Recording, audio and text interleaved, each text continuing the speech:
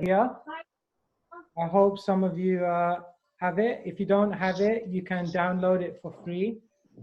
This is just a humble attempt. I can't take credit for this. Many Vaishnavas helped.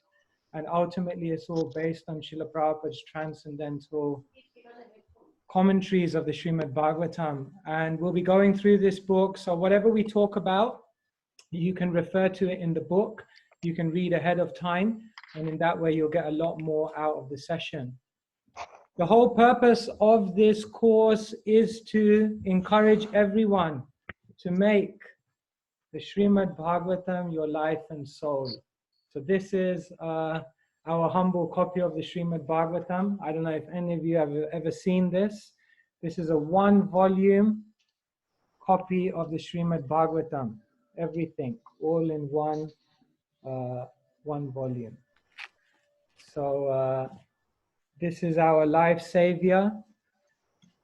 This is Srila Prabhupada's greatest gift to humanity. And if we develop a taste and relationship for Srimad Bhagavatam, everything will be okay. Before I begin, I just want to tell you a story. There was one brahmachari he had joined, or he had made a decision to join. He was in the Midlands. So he told his parents, and it was a big drama at home. Finally, it came to the day where he was leaving home to drive to the manor to become a brahmachari. It was a very emotional departure. He walked outside of the house, and you can imagine in his head there were so many doubts, there was so much anxiety, so many worries. He stepped into the car and he started driving.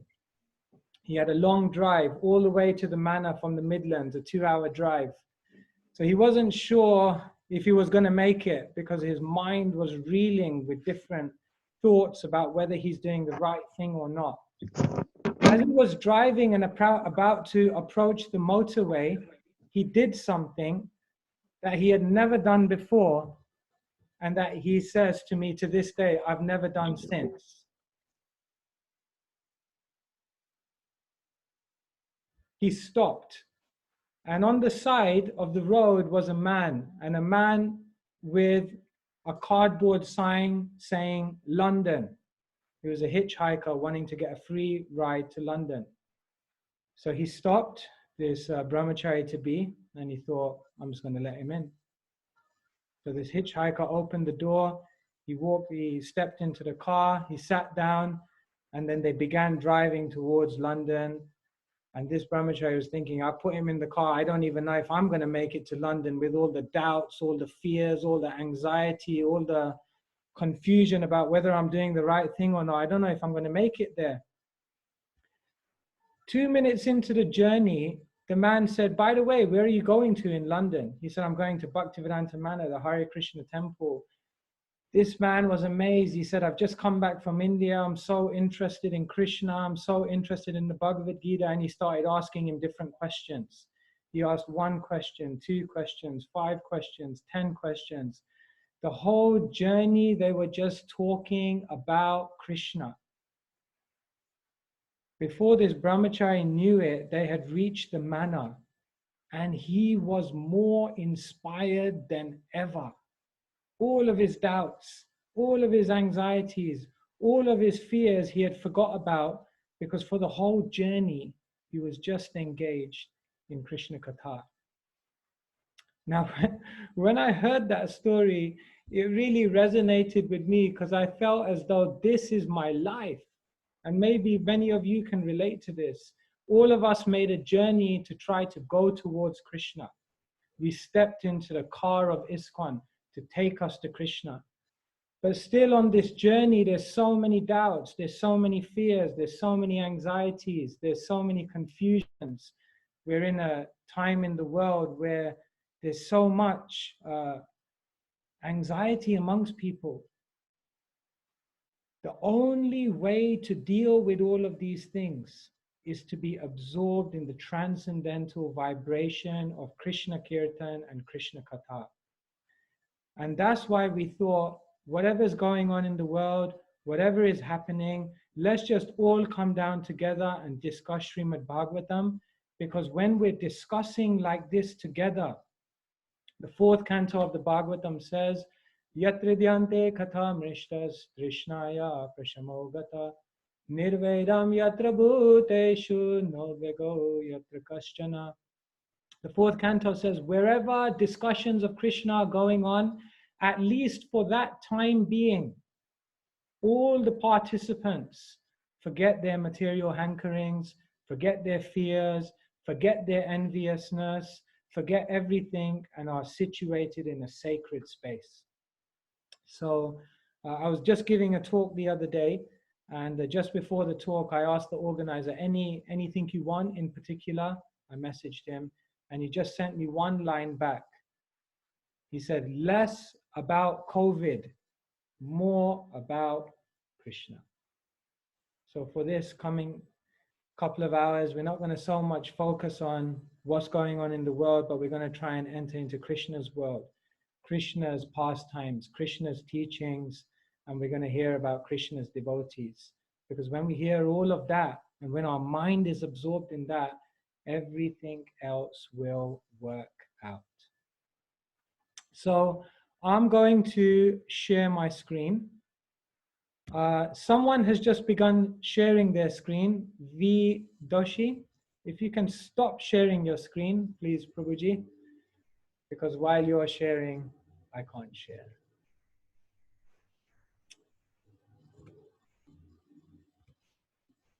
V. Doshi, can you stop? Thank you very much.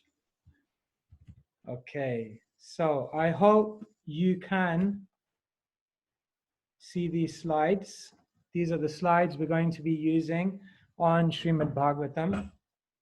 So now most studies of Srimad Bhagavatam, they are going in close, they are going in deep, they are zooming into the text. Now what we're going to do is we are going to be zooming out. We're going to try and give you an overview of the Bhagavatam. We're going to go canto by canto. And what we want you to do is be able to get an understanding about what's in every single canto of the Srimad Bhagavatam in a very easy to remember and easy to digest way. So there's someone out there who seems to be drawing on the screen. I don't know if everyone can see that or it's just me. So if possible, no drawing on the screen. Otherwise, it will be difficult. Okay. Sam can, okay, that's fine. Okay, good. So just some logistics. There will be course materials. If you don't have the book Bhagavat, as I mentioned, you can download it. If you just do a Google search on book Bhagavat, download, you'll probably get the link for it. It's very easy to find. There'll be recordings of these sessions, so you'll be able to go over any material that you may miss. We'll be providing all of these slides that you're seeing. We'll give you them on PDF, and what we'll try to do is give you them beforehand, so then you're able to follow along. Something you may or may not want, but comes as part of the package, are exams, tests. Yes, we will, at the beginning of every week, recap what we did the previous week. That way, just refresh our memory and cement the knowledge. And yes, you're welcome to ask questions. As I mentioned, if you just type up the questions and put them in the chat, then our devotee Sam will come back to us and start raising some of those questions. Okay, and this is the basic schedule that we'll be trying to follow. It will be 8 or 9 sessions, we'll see, and we'll try and complete up to the 6th canto of the Bhagavatam. So in that way, you'll have at least a good understanding of the first 6 cantos of Srimad Bhagavatam. Before I carry on, Sam, are we okay? Are there any questions on the chat so far?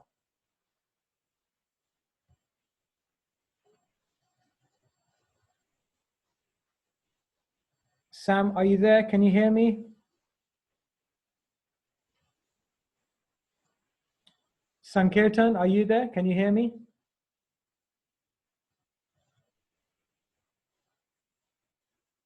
Yes, I'm here.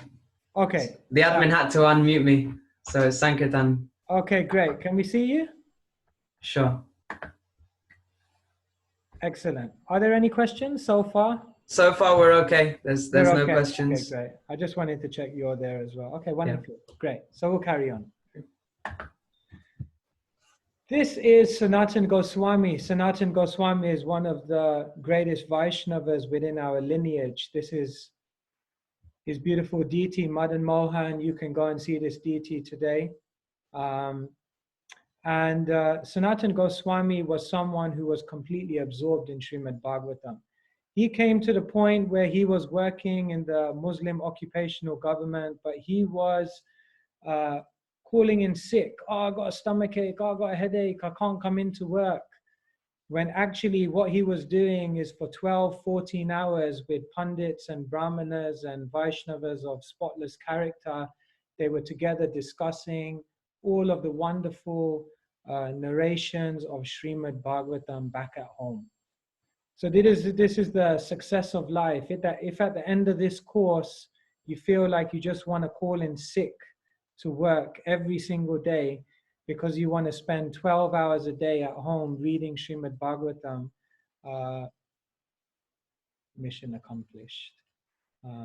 Not that you just want to bunk off work, but if you actually want to be absorbed, if we actually have that taste, that desire, that completely absorption in Srimad Bhagavatam, that is real wealth in our life. Because if we're able to achieve that wealth of a connection with Srimad Bhagavatam, then basically you have a sacred space which will protect you from all the fear, anxiety, troubles, and temporary reality that surrounds us. So that is what we're trying to do. Sanatan Goswami received Srimad Bhagavatam in his younger years, and he made it his life and soul. And in a beautiful book called the Krishna Leela Stava, which is a summary of the first 45 chapters of the 10th canto of the Bhagavatam, in this beautiful book, Sri Krishna Leela Stava, Sanatan Goswami pens these different prayers to the Srimad Bhagavatam. And these are very, very beautiful prayers. And before we begin our study of Srimad Bhagavatam, we usually recite these prayers. And we encourage each one of you to try and learn these prayers. And before you open the Bhagavatam, meditate on these prayers because they really help you to enter into the mood of the sacred activity which we're about to undertake. Because Srimad Bhagavatam can never be underestimated in its glory. So we'll chant these verses. I'll just sing it and you can all follow along. Please don't unmute your mics because if everyone does, it will be very difficult to hear. But in your own home, please follow along as we chant these wonderful prayers to the Srimad Bhagavatam, which were composed by the great Vaishnav, Sanatan Goswami. Sarva Shastra Vipyusha Sarva Vedaika Satpala Sarva Siddhanta Ratnadhya Sarva Lokaika Triprada Sarva Bhagavata Prana Srimad Bhagavata Prabhu Kalidvantoditaditya Shri Krishna Parivartita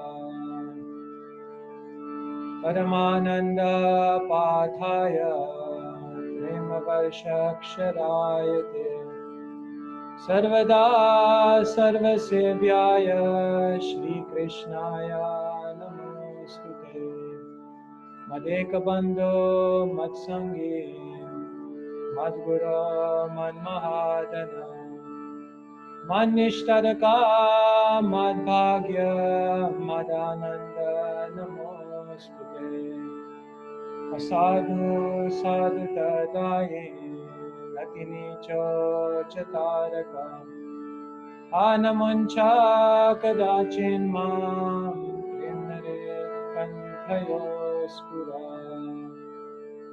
Om Jnana Timirandasya Jnananjana Shalakaya Chakshurunmilitam Yena Tasmai Shri Guruve Namaha. Nama Om Vishnupadaya Krishna Prasthaya Bhutale Srimate Bhaktivedanta Swami Iti Namine. Namaste Saraswati Deve Gauravani Pracharine Nirvishesha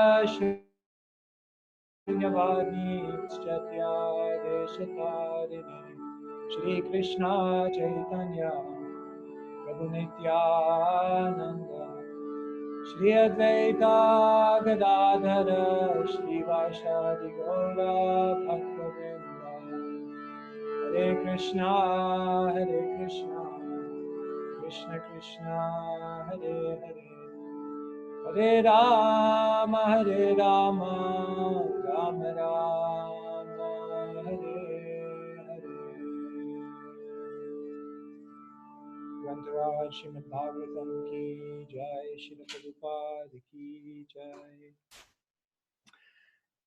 So, if we look at these verses, then what Sanatana Goswami is doing is he, in the first two verses, is explaining why Srimad Bhagavatam is known as the crest jewel of all scriptures. It gives vision, it dissipates the darkness, it has all the jewels which can decorate one's life. And ultimately, Srimad Bhagavatam, he says, is Krishna who has come back to the world in Kali Yuga to give light. In the second verse, he talks about how every syllable of Srimad Bhagavatam rains pure love of Godhead upon the listener. Such a poetic, beautiful description by Sanatana Goswami. And then he says in the third stanza of verses, Madeka Bandhu Mad Sangin.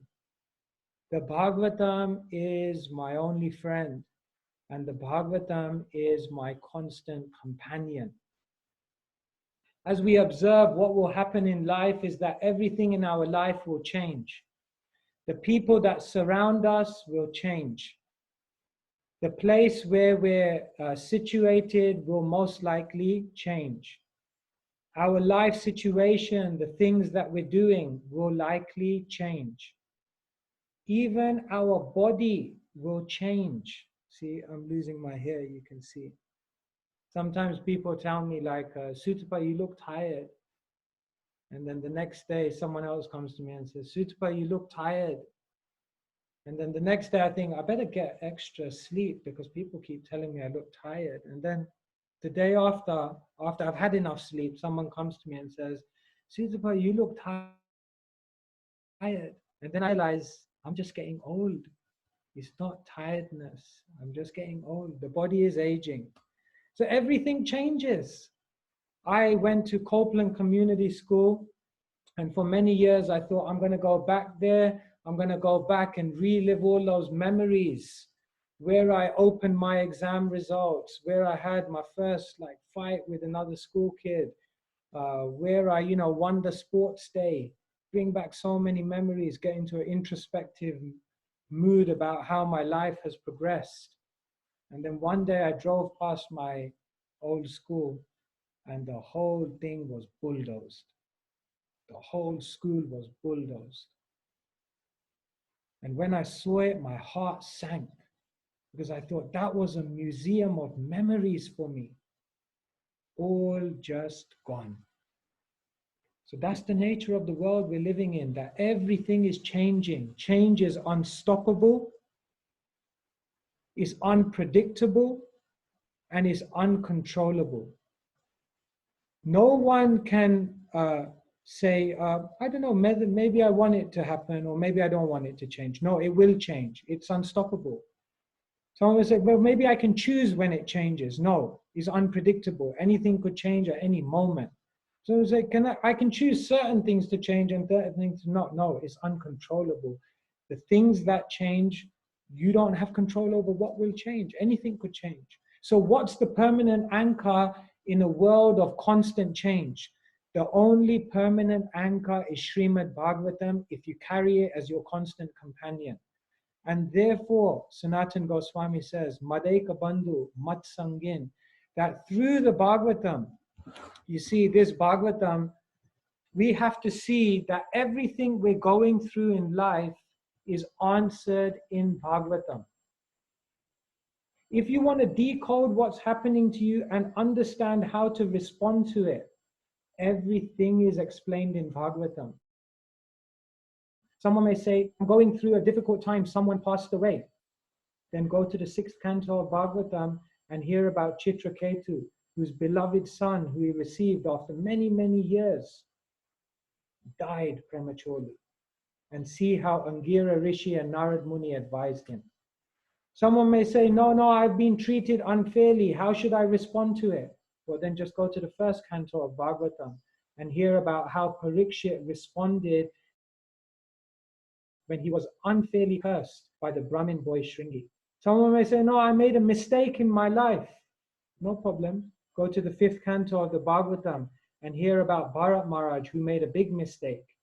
He was practically at the level of bhava, which is one step before prema, and he became attached to a deer. He was on square 99 and then he fell down a snake. Some may say, I got problems with my service, management problems, ISKCON management, difficulties. No problem. Go to the 2nd canto of Bhagavatam and hear about Lord Brahma and how much struggle he had to go through to engineer, create, and organize the whole universe. And then you'll understand how to respond to when you have management problems or service problems. Everything we want to answer in our life can be answered through Srimad Bhagavatam, provided we are connected and familiar and have that faith in Bhagavatam. And that's why we're studying Bhagavatam here together, so that we can have this wonderful connection for ourselves. So Srila Prabhupada gave us Srimad Bhagavatam, and the 3 main scriptures that he, if you look at your slides here, the 3 main scriptures that he gave us weren't just given to us randomly. He gave us the Gita as a foundational study. He gave us the Bhagavatam as a graduate study, and Chaitanya Charitamrita as the postgrad. Through these scriptures, we hear about the words, the activities, and the mind of Krishna. And each one follows on from the other. Bhagavad Gita begins, Dehinoshmin yatha dehe komaram yoganam jara. You're not the body, you're the soul.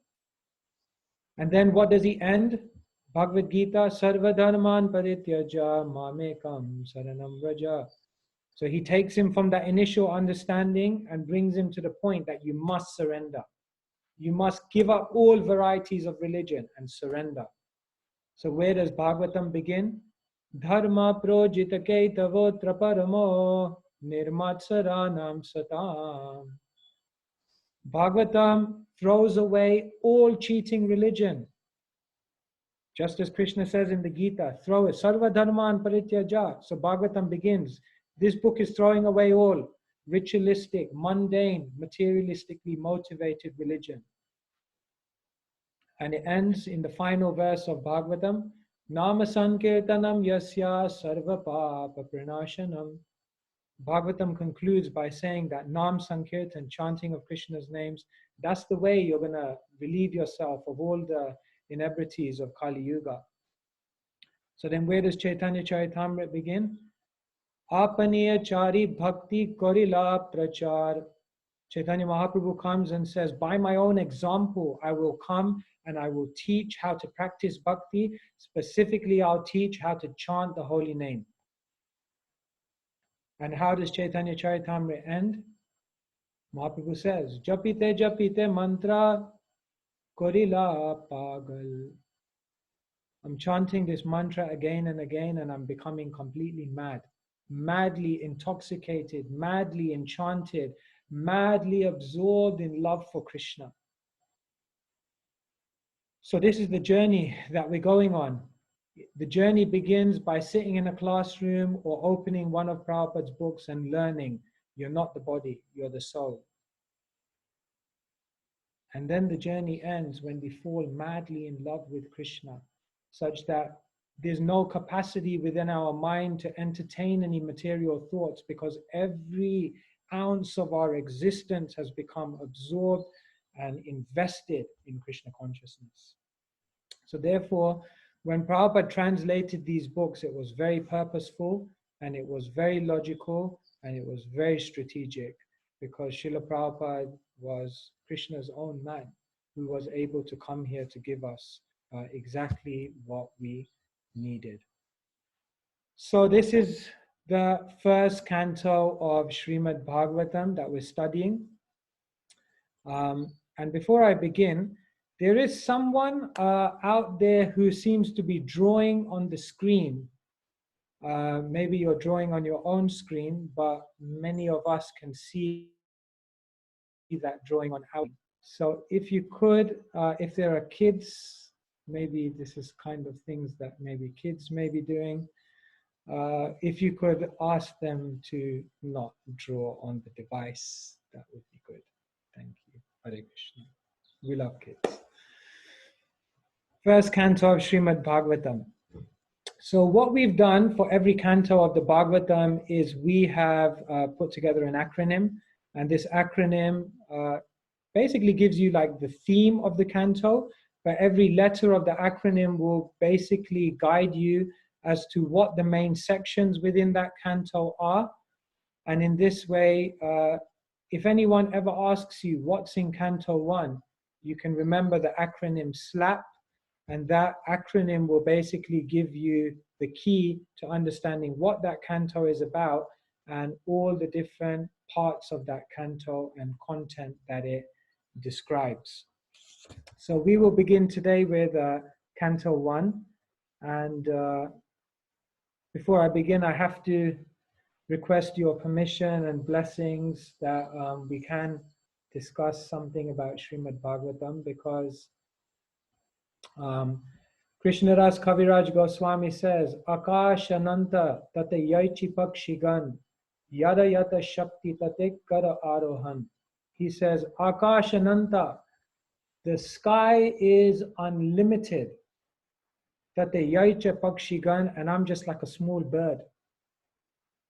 How much of the sky can a small bird cover? The sky is expansive. And in the same way, the Bhagavatam is so expansive, it's so profound, it's so all-encompassing, and we are very, very small. The previous acharyas who spoke on Bhagavatam were scholars. Not only were they scholars, they were saints of the highest caliber. So I'm neither a scholar, definitely not a saint. But still, like a pakshi, as Kaviraj Goswami says, a small bird, we will try to delve into some of these wonderful aspects of Srimad Bhagavatam. So the acronym for canto number 1 is SLAP. Spiritual life only ever really begins when we get slapped down by the material energy.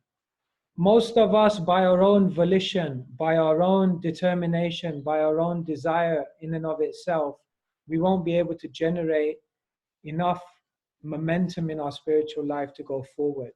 So what generally happens is Krishna, through the material energy, arranges different situations for us to get slapped. Jagadananda Pandit, in a book called The Prema Vivarta, he says, Krishna bahir mukha hoya bhogavancha kare nikata stamaya tare japati adhare. Krishna bahir mukha, as soon as one turns away from Krishna, hoya bhogavancha kare, and tries to enjoy separately, nikata, close by, sta, standing, maya, maya is right there. And what does maya do? Japatiya dhare. He slaps that person down. She slaps the person. This is the exact translation given. So Bhagavatam starts with a slap. because the Bhagavatam doesn't begin until Parikshit receives a rude awakening. Of course, the slap that Parikshit received wasn't a slap from the material energy, because he was a very, very exalted devotee of Krishna. So the slap that he received was something that was directly given to him by Krishna for a higher arrangement.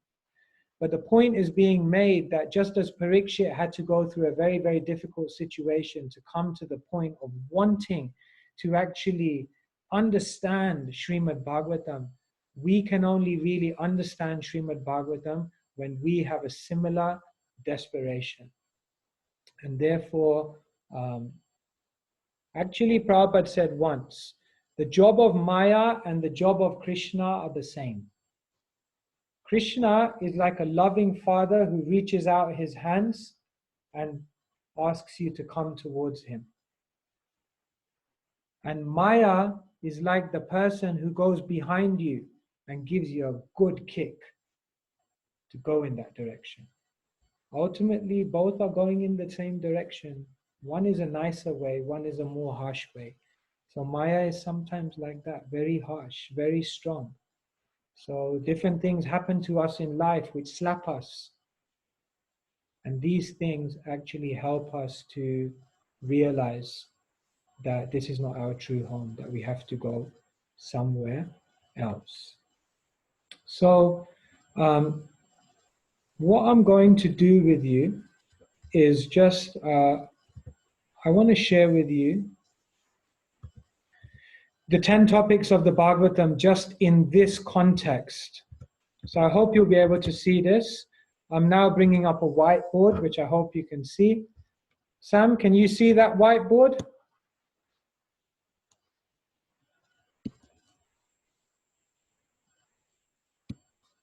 Sam? No, he's not there. Okay. Yes, yeah, I can see. Okay, wonderful, wonderful. There are 10 topics explained in the Bhagavatam. So if you want to know what the 10 topics of the Bhagavatam are, then you go to Srimad Bhagavatam 2.10.1. It's explained there. Atra sargo visargascha stanam poshanamutaya manvantaresha nukata nirodha muktirashrayah. These are the 10 topics of Srimad Bhagavatam. So Jiva Goswami says it's not that every canto has only one topic. All topics are found in all cantos. Yeah, different acharyas give different breakdowns of these topics, and they do say that there is a prominent explanation of different topics in different cantos of Bhagavatam. So here are the 12 cantos of Bhagavatam. And what is explained by the acharyas? Atra Sarga. Sarga is the first topic of Bhagavatam, which means elemental creation. So they say Canto 3 is prominently about Sarga. Next topic, Visarga. This is about Brahma's creation. After the elemental creation is done, then Brahma creates. So that's described prominently in the fourth canto. Sthanam, which means maintenance, the different planetary systems. This is described in the fifth canto. Oshanam, which means the Lord's protection. This is described in sixth canto. Sthanam, Poshanam, Utaya. Uti means the creative impetus. This is described in the seventh canto of the Bhagavatam. Manvantareshanukatha, Manvantaras. There are different manus there are 14 manus in a day of Brahma, and in different manus, different things happen. So this is all described in the 8th canto of the Bhagavatam. And then the 9th canto, Ishanukatha, narrations of the different incarnations of the Lord. So in the 9th canto, we hear about Lord Ramachandra, we hear about Parashuram, and we hear about the Surya and the Soma Vamsa and all the predecessors to Krishna incarnating himself. So Sarga Visarga Sthanam Poshanamutaya Manvantareshanukatha Nirodha Muktir Ashraya. 12th canto deals with Nirodha, which means annihilation. 11th canto deals with Mukti, which means liberation. And the 10th canto deals with Ashraya, the supreme shelter of everything, who is Krishna. So in the 10th canto, we find all about Krishna's wonderful, beautiful, sweet, enchanting activities. So then what is the first and second canto all about? If you look at the first canto is actually just a preface to Srimad Bhagavatam. The first canto, nothing is actually described about Parikshit and Sukadev's conversation. All we're hearing about is the things that happen in the run-up to that conversation being spoken. And in this way, there is a similarity between the first chapter of the Bhagavad Gita and the first chapter of Srimad Bhagavatam. Because what both of these, the first chapter of the Gita and the first canto, they are almost both like a preface to the whole book. Yeah. What happens in the first chapter of the Gita and the first canto of the Bhagavatam is we set the scene, the battlefield. How did all of these people end up on the battlefield? Who is on the battlefield? This is all explained between Krishna this is all explained in the first chapter of the Bhagavad Gita. How did everyone end up in the arena where Sukadeva was speaking? All of the events leading up to that assembly of sages with Parikshit and Sukadev, all of the events leading up to that assembly is explained. In the first chapter of the Gita, Krishna doesn't even speak. And also in the first canto of the Bhagavatam, Sukadev doesn't speak. Sorry, handwriting is terrible. And in this way, if you see the first chapter of the Gita and the first canto of Bhagavatam basically mirror each other. Now going back to this, what's basically explained then in the first and the second canto, the main topics of discussion are adhikar and sadhana. Sadhana means the connection processes. So I'll explain this when we go through the second canto. But for our purpose today, the main topic that's described in the first canto is adhikar. In the first canto, there are different conversations. There's a conversation between Sutta and the sages. There's a conversation between Vyas and Narad. And then ultimately, we're introduced to the conversation between Parikshit and Sukadev. And through all of these, we're learning what is the adhikar, or the qualification for one to receive transcendental knowledge. What's the qualification of a good hearer, and what's the qualification of a good speaker? And the main point that's made, that the main qualification one must have, that Parikshit and Sukadev completely embodied, the main qualification one must have in order to understand Srimad Bhagavatam is surrender and desperation. One comes to the point of feeling desperate, feeling acute need to understand, to grasp. If one is so desperate that they kind of finish with the material world, they have no more hopes in the material world, and they're ready to take up that surrender to Krishna, such a person can understand Srimad Bhagavatam. So, going back now to the slides, this is basically what the first canto is all about.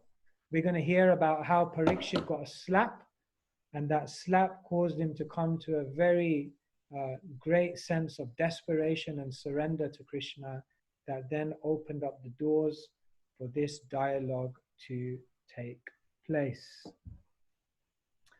Okay, before I carry on, are there any questions? Remember, you can be putting your questions in the chat box.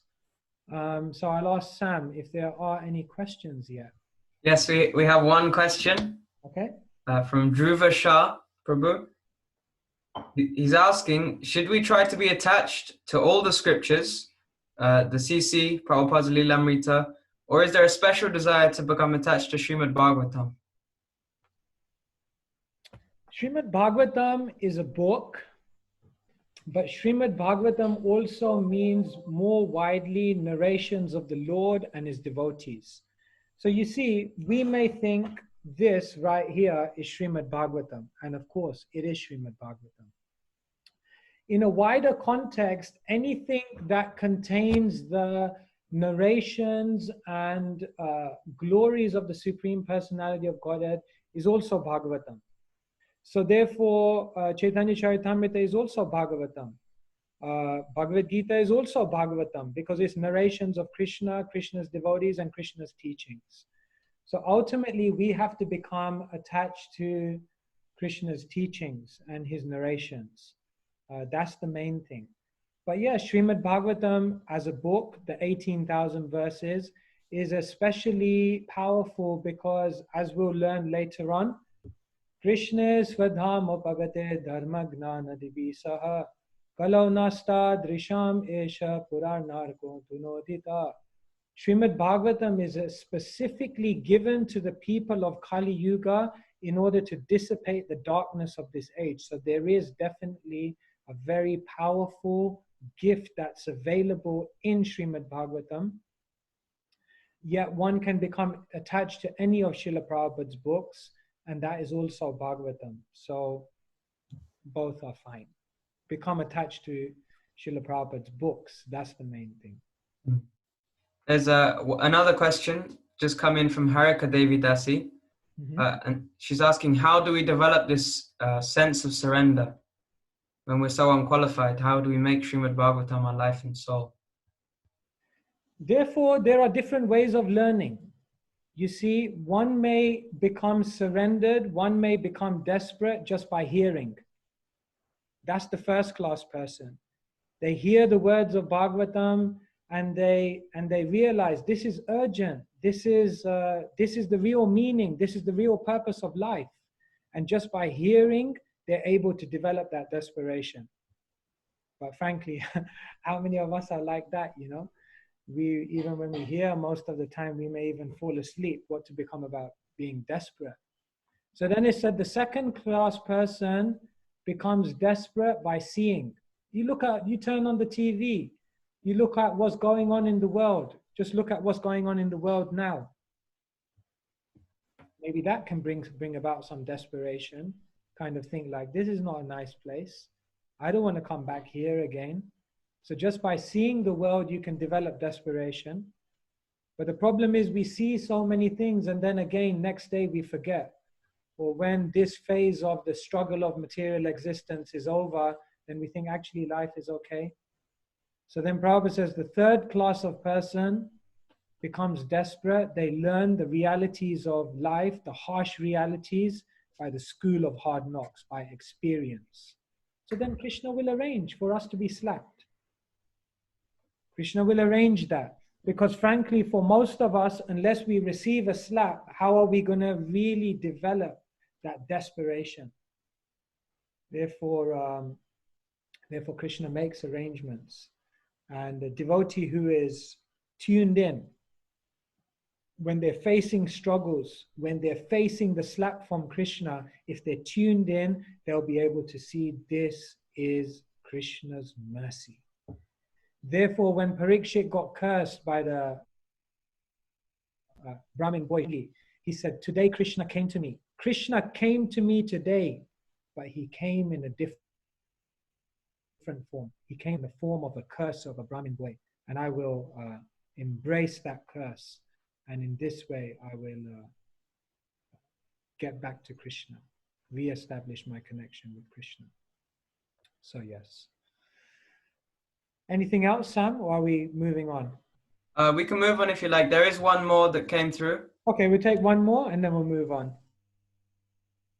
Okay. So Nash is asking, can one skip the Bhagavad Gita and go straight to the Srimad Bhagavatam, or should we follow steps?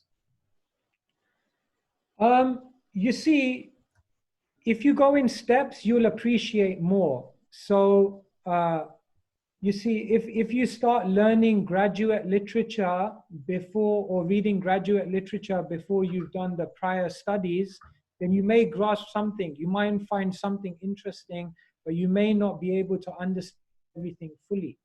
And therefore, better to go step by step.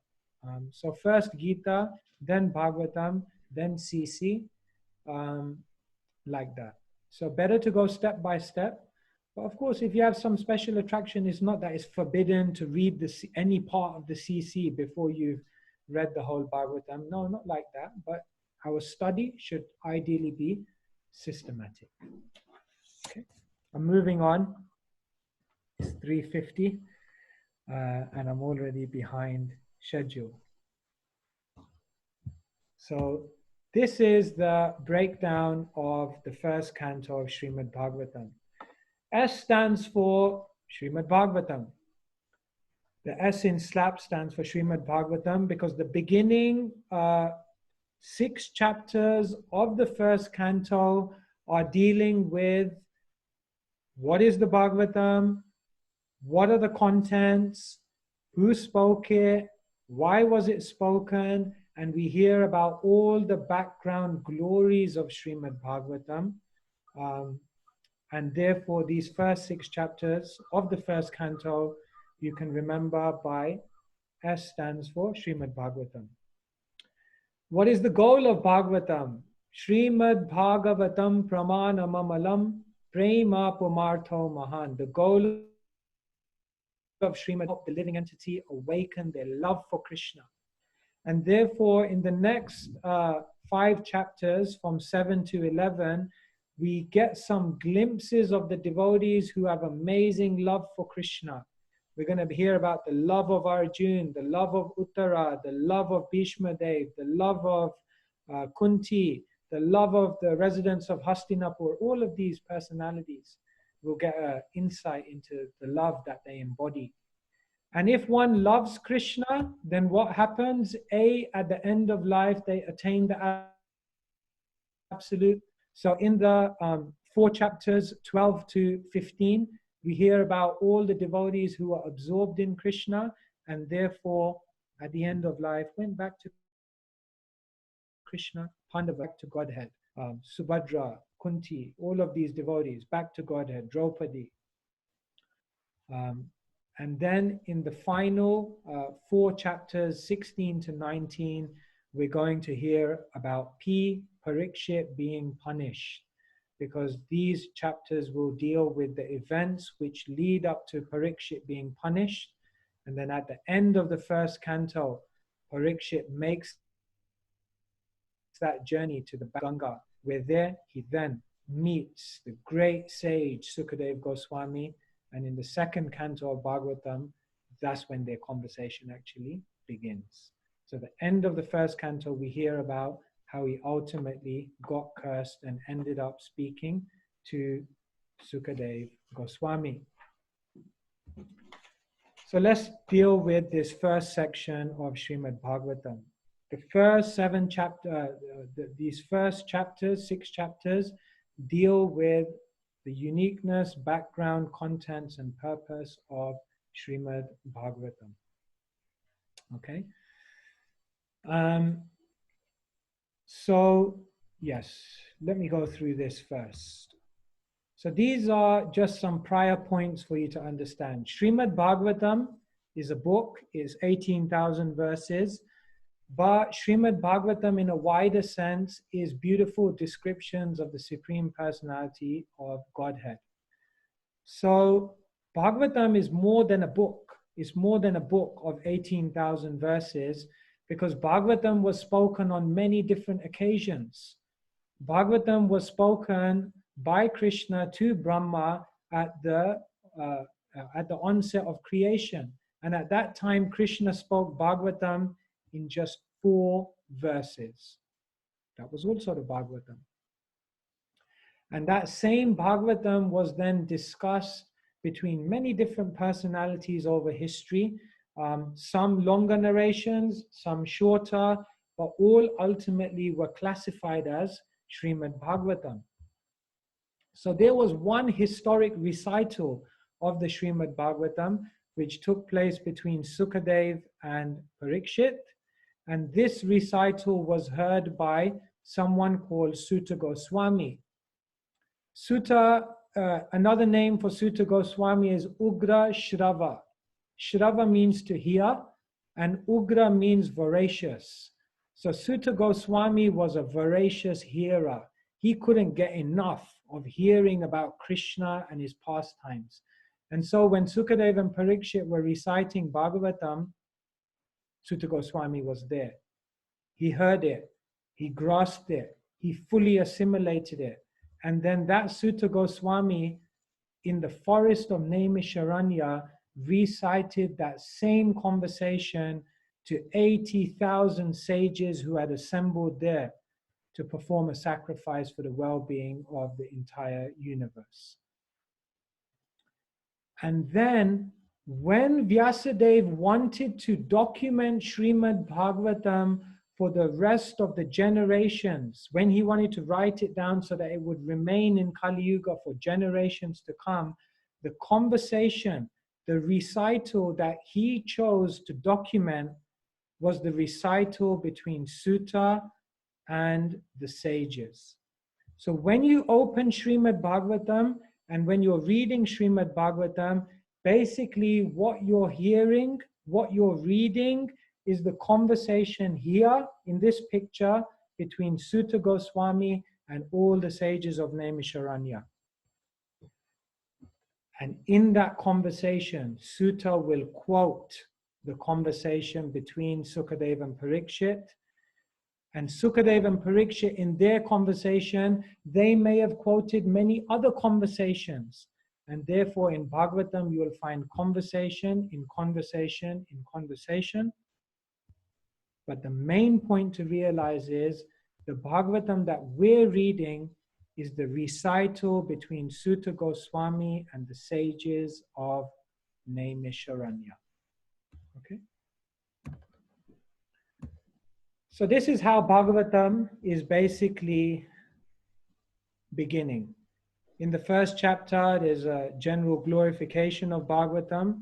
In the second chapter, we're learning about the scene of Sutta Goswami and the sages. And then in those first 3 chapters, many key teachings are coming out.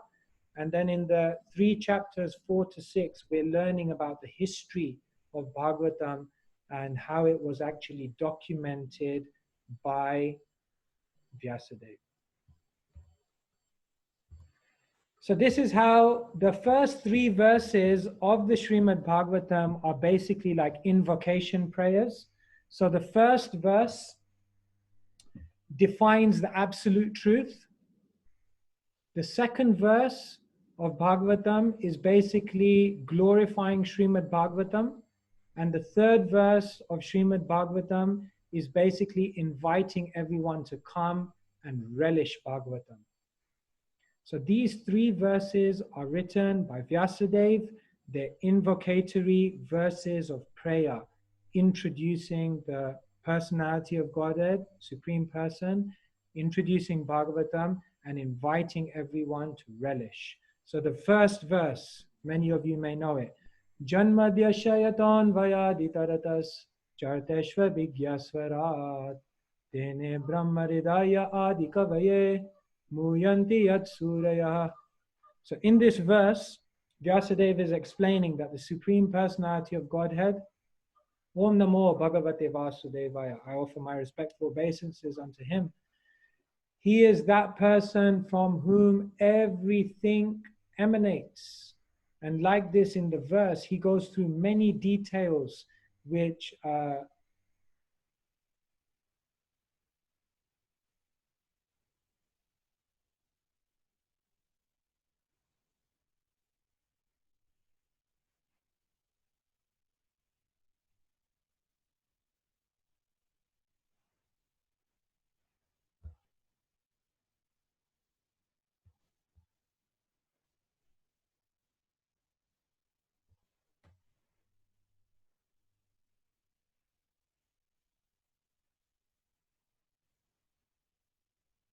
Sutapa Prabhu, you're on mute.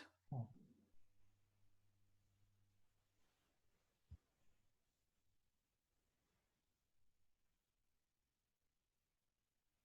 no, okay. Now you can hear me? Yes, we hear you. This first verse of Srimad Bhagavatam is so deep that Bhaktisiddhanta Saraswati Thakur was once in Dhaka.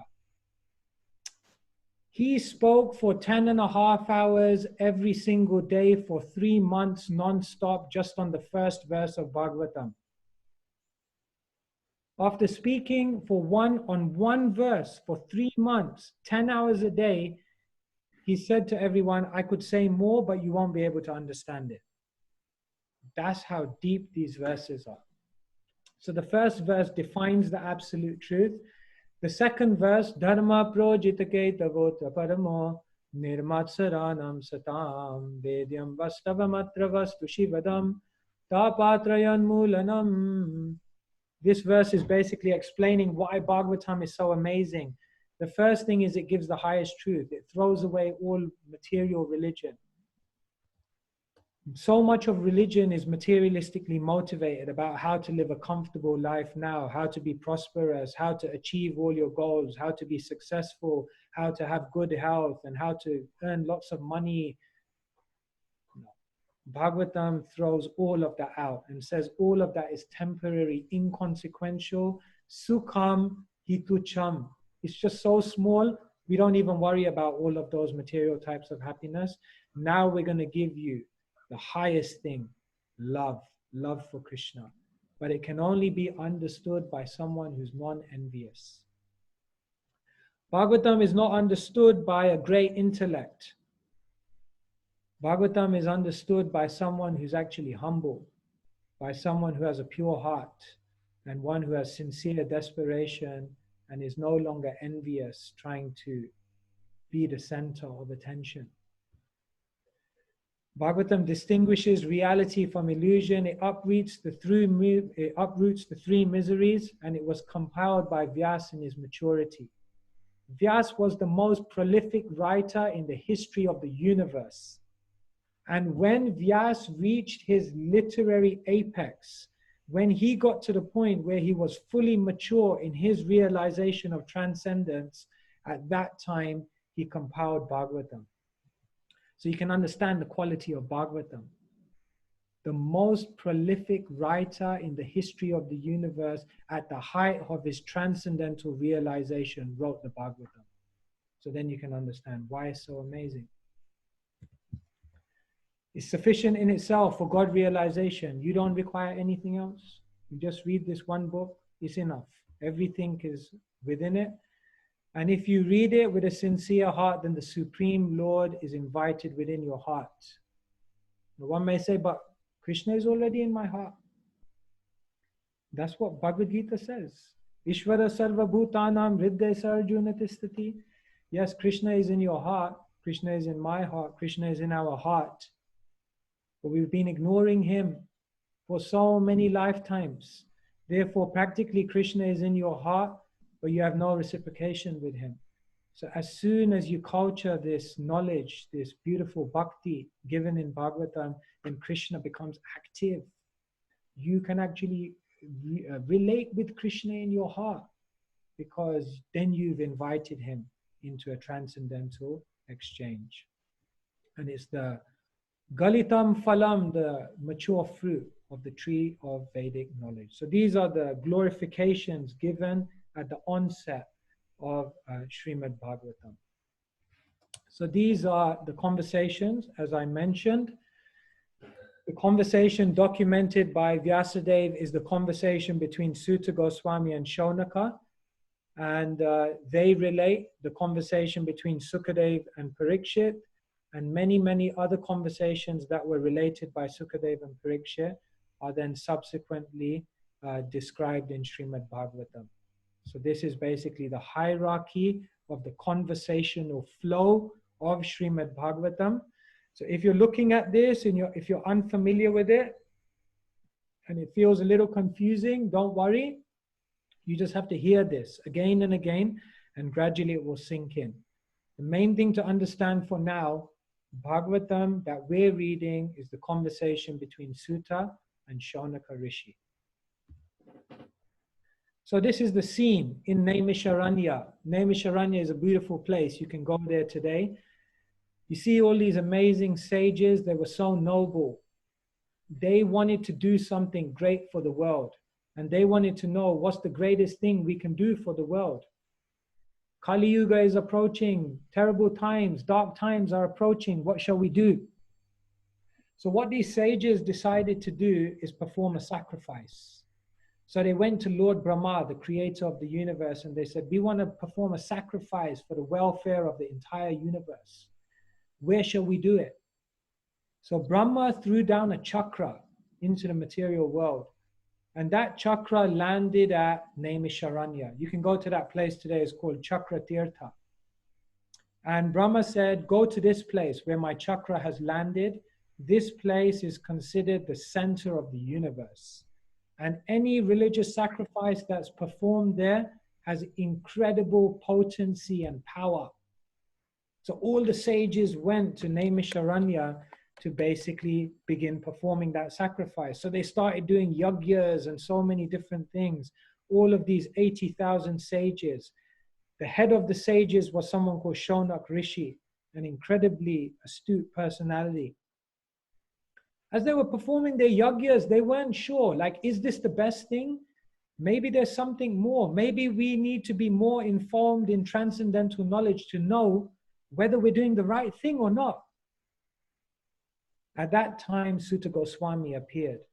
As soon as Sutta Goswami appeared, no one had to give him an introduction. No one had to establish his glories. His entire being exuded so much purity that everyone knew this person is from another world. This person is on another level of spiritual realization. They sat humbly in front of Sutta Goswami and began asking many, many different questions. And these are the questions that they began to ask Sutta Goswami. What is the ultimate good for people in general? What is the essence of all scriptures? Why did Krishna appear? What were the different activities of the Lord? What were the activities in relation to the creation? And where are religious principles to be found?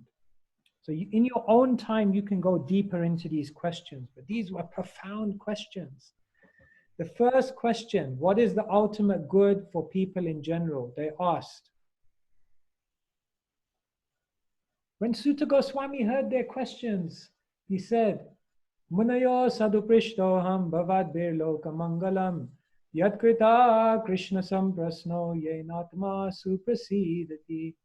Munayo, oh great sages, Sadhu Prishtoham, your questions are amazing. Bhavad Bir Loka Mangalam, because these questions and the answers to these questions, Loka Mangalam, they will be for the benefit of the universe for generations to come.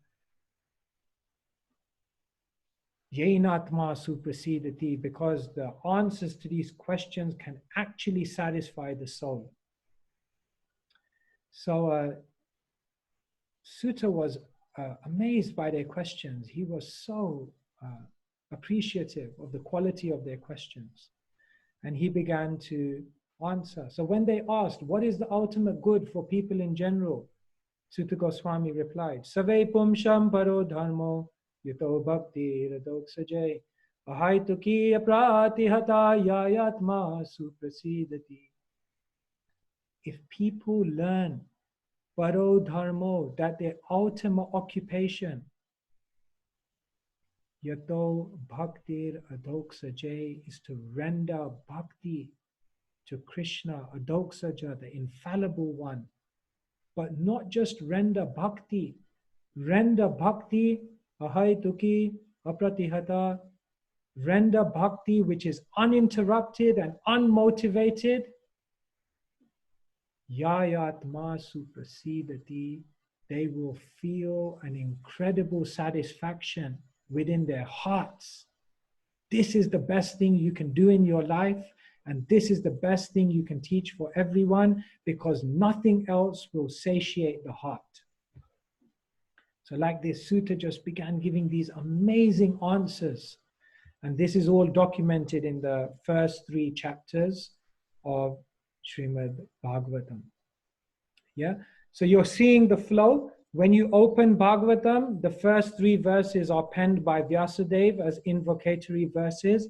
And then immediately he begins to talk about the conversation between Sutta and the sages of Naimisharanya.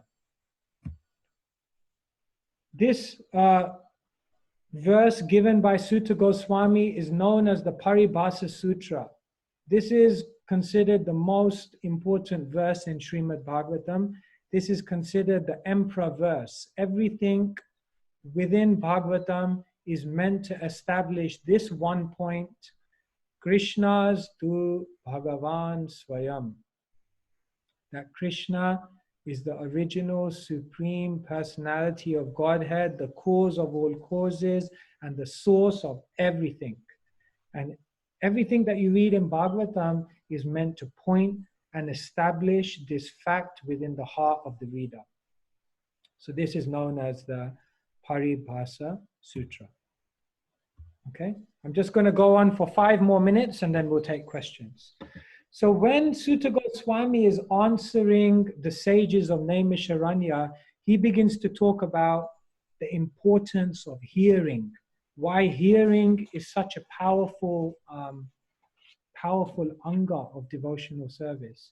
He says, Shrinvatam Svakata Krishna Punyashravana Kirtana Ridyantasto Hiya Bhadrani Vidunoti Surat Satam. That when one hears well, then all the desires within the heart are immediately eradicated and one is established in devotional service. So like this, Sutta Goswami basically answers their 6 questions of the sages, and then once he's answered those 6 questions, then the sages ask another 4 questions. They ask the question, why, when, and where was Bhagavatam compiled? And then they ask another 3 questions, which are all to do with Parikshit Maharaj. So let's now, for now, we'll just deal with the first question, why, when, and where was Bhagavatam compiled? So the sages are hearing from Sutta Goswami about all of the teachings of Bhagavatam, and now they're asking, what was that Bhagavatam that was spoken? Or when was it compiled? Who compiled all this knowledge that you're giving us? So then, in answer to that question, Sutta Goswami begins to talk about the history of Bhagavatam. Here is Vyasadeva. Vyasadeva, as we said, was the literary incarnation of the Supreme Person. He was observing that Kali Yuga would come, and therefore he wanted to document all the scriptures. We know that previously the scriptures were just passed down through oral reception. So Vyasadeva compiled the Veda, and then what he did is he split the Vedas into 4: Rig, Yajur, Sama, and Atharva Veda. After splitting the one Veda into 4, what Vyasadeva did is he added a 5th Veda. The 5th Veda were known as Puranas and Itihas. So now there were basically 5 divisions of knowledge. So what he did with these 5 divisions of knowledge is he entrusted each one of them to a different personality. Paila Rishi, Jaimini, Vaishampayana, Romaharshan, like this, different. And what those professors of each of these departments of knowledge did was they expanded upon those branches of knowledge, and many thousands of books were written. After this knowledge has expanded in such a way, Vyasadeva thought, oh my God, the knowledge has just expanded. So now I want to actually bring it back again to its essence. So then Vyasadeva wrote another book called Vedanta Sutra, in which he basically summarized the essence of the knowledge. Veda Anta, the end of all knowledge, Sutra in small quotes. But after writing the Vedanta Sutra, Vyasadeva still wasn't happy. He thought, somehow or other, my heart is not satisfied. I feel like there should be something more. So then what he did is he compiled the Mahabharata. And through the Mahabharata, through stories and different things, he began to explain the same wisdom, but in a more digestible way. Still, he wasn't happy.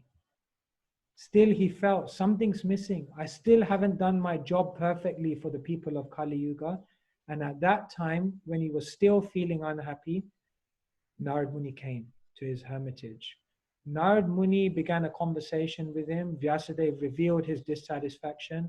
And Narad Muni basically began teaching him and said, I can tell you the reason for your dissatisfaction. Tadvag vishargo janataga viplavo yasmin pratishlokam abhaddhavatyapi namanyanantasya yason kitani atrimvanti gayanti grinanti sadhava. You need to write a different type of book, Vyasadeva. You need to write a book that outlines the name, fame, form, qualities, pastimes, and incredible Supreme Person, because you've talked about so many things, but you missed the most important thing. So Vyasadeva, something clicked within him and he realized, oh my God, yes. Meditation. In his meditation, he saw the upcoming dark times. He meditated on the Supreme Personality of Godhead. And finally, then what Vyasadeva did is he compiled the Srimad. Therefore, it said that Mahamuni Krite, that this Bhagavatam was compiled by Vyasadeva in his maturity. So after going into a meditational trance, he compiled them. And he explained the power of hearing this Bhagavatam. And Narad Muni said, yes, you've compiled this Bhagavatam. When people hear this Bhagavatam, then it will purify your heart. And now let me just tell you the power of hearing. So in the conversation between Narad and Vyas, once Narad had given this knowledge to Vyasadeva, Narad told him, let me just tell you about my own history, because my own history depicts the power of hearing. So Narad Muni explains, in my last life, I was the son of a maidservant. And what happened is the great devotees, the Bhaktivedantas, came and stayed for some time where we were living. And we had an opportunity to serve them. We had an opportunity to see them. And most importantly, we had an opportunity to hear them. And Narad Muni basically explains that simply by hearing these Bhaktivedantas, he became established in devotional service. And Narad Muni then became a great traveling preacher himself, because one who hears from the right place, one who hears well, they can speak well. Therefore, Bhaktisiddhanta Saraswati Thakur said, I have noted this Abhay Charan. He hears very well. So Narad said, anyone who hears this knowledge, immediately the Lord will be established within their heart. So Narad, by his own example, gives us the power of hearing. Okay? So this is my God, that was super quick. This is a summary of the first 6 chapters of Bhagavatam. So I'm just going to summarize it very, very quickly, and then I'll take any questions that might be there. So if you have any questions, just put them on the chat now. So just to summarize, this is the history of Bhagavatam. Vyasadeva compiled the Vedas and Puranas, still unhappy. Then he compiled Vedanta Sutra, still unhappy. Then he compiled Mahabharata, still unhappy. Then he was instructed by Narad Muni and finally compiled Srimad Bhagavatam, known as the Amala Purana, satisfied. So that's the history of how we get to Bhagavatam. Therefore, it's known as Nigama Kalpataror Galitam Phalam. It's known as the ripened fruit of the tree of Vedic knowledge because it's the distilled nectar. And what's the lineage? Narad instructed Vyasadeva, remember, that you should narrate about the Supreme Personality of Godhead. Vyasadeva instructed Sukadev. Sukadev was Vyasadev's son. Sukadev instructed Parikshit. Suta Goswami heard that conversation, and then Suta instructed Shonaka and the sages at Naimisharanya. And the Bhagavatam that we're reading is the conversation between Suta and Shonaka. Okay, so I'll pause there and ask Sam if there are any questions. People, so there's many questions came in. Okay, I may just answer short because we'll be short of time otherwise. Yeah, I'll just choose a few. So first one is, was there any reason that the recitation of Suta Goswami was documented rather than the direct conversation between Sukadeva and Parikshit? Yes. Of course, people often ask this. We could also say why they were not just Sukadeva and Parikshit. Many times Bhagavatam was spoken. What we must realize is that Vyasadeva, why was he compiling the Bhagavatam? He was compiling the Bhagavatam for the good of the people of Kali Yuga to come. So he knew the contents of which conversation would contain the most important knowledge for the readers of Kali Yuga. So obviously, if he had just directly documented the conversation of Sukadeva and Parikshit, then certain aspects of what Suta and Shonaka spoke about, certain aspects would be missed out. So Vyasadeva, obviously, by his transcendental vision, must have felt that that conversation is the ideal one because it contains all the knowledge required for the people of Kali Yuga. So it was the most ideal conversation to document because it was most comprehensive. Very well. So the next question was, how can we be sure that the hearing or the information hasn't been changed since it was first heard from Sukadeva Goswami? So sometimes people ask about the validity of scriptures. How do we know this is the actual Bhagavatam? How do we know things haven't been changed? We could give linguistic arguments. We could give different scientific arguments to show there are many manuscripts of Bhagavatam that are identical to each other. Ultimately, the truth is what works. The truth, the authenticity of Bhagavatam. When Prabhupada wrote the Gita and he labeled his Gita, Bhagavad Gita, as it is, his measure of his Gita being as it is he says, because this Gita has actually made people into devotees of Krishna who have actually surrendered their mind, body, and words in the service of Krishna.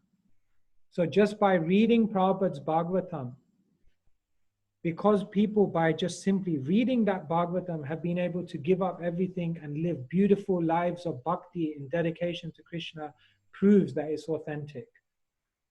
So that's the ultimate test of something, that when you read it, that it actually inspires people to apply it, and when they apply it, it actually transforms their heart and brings them in direct contact with the Lord, which is basically open for anyone to see. Okay, thank you. And maybe a final question, or can you take a few more? I'll take two more. Okay, so one more is any literature not involving Krishna a waste of time? Is any literature not involving Krishna a waste of time? Better be careful what I say. Well, any literature connected to Krishna's name, fame, form, qualities, pastimes, devotees is obviously good. Any literature which may help us in service to Krishna is good. Like, say, for example, if you're learning to drive and you need to refer to like the theory test book. Now that's got nothing to do with Krishna. But if you're going to be able to drive and then drive in the service of Krishna is useful. So anything that helps us in service to Krishna is useful. Anything that's obviously directly related to Krishna is beautiful. And anything which might help us to bring others closer to Krishna, even though it may not directly talk about Krishna, is also useful. So I think we need to be a little bit open-minded. But what we do need to understand is that in our life, and this is the crux point that we learn from Vyasadev's life, that Vyasadeva had read and compiled so many things, but he remained dissatisfied. If you think about all of his books, they were all about self-development, how to live prosperously, well-being in the world. He had written the ultimate books on self-development, but he had not illuminated the knowledge of Krishna. Because you can develop yourself to the max, but if you don't get connected to Krishna, there's no rasa, there's no happiness, there's no satisfaction of the soul.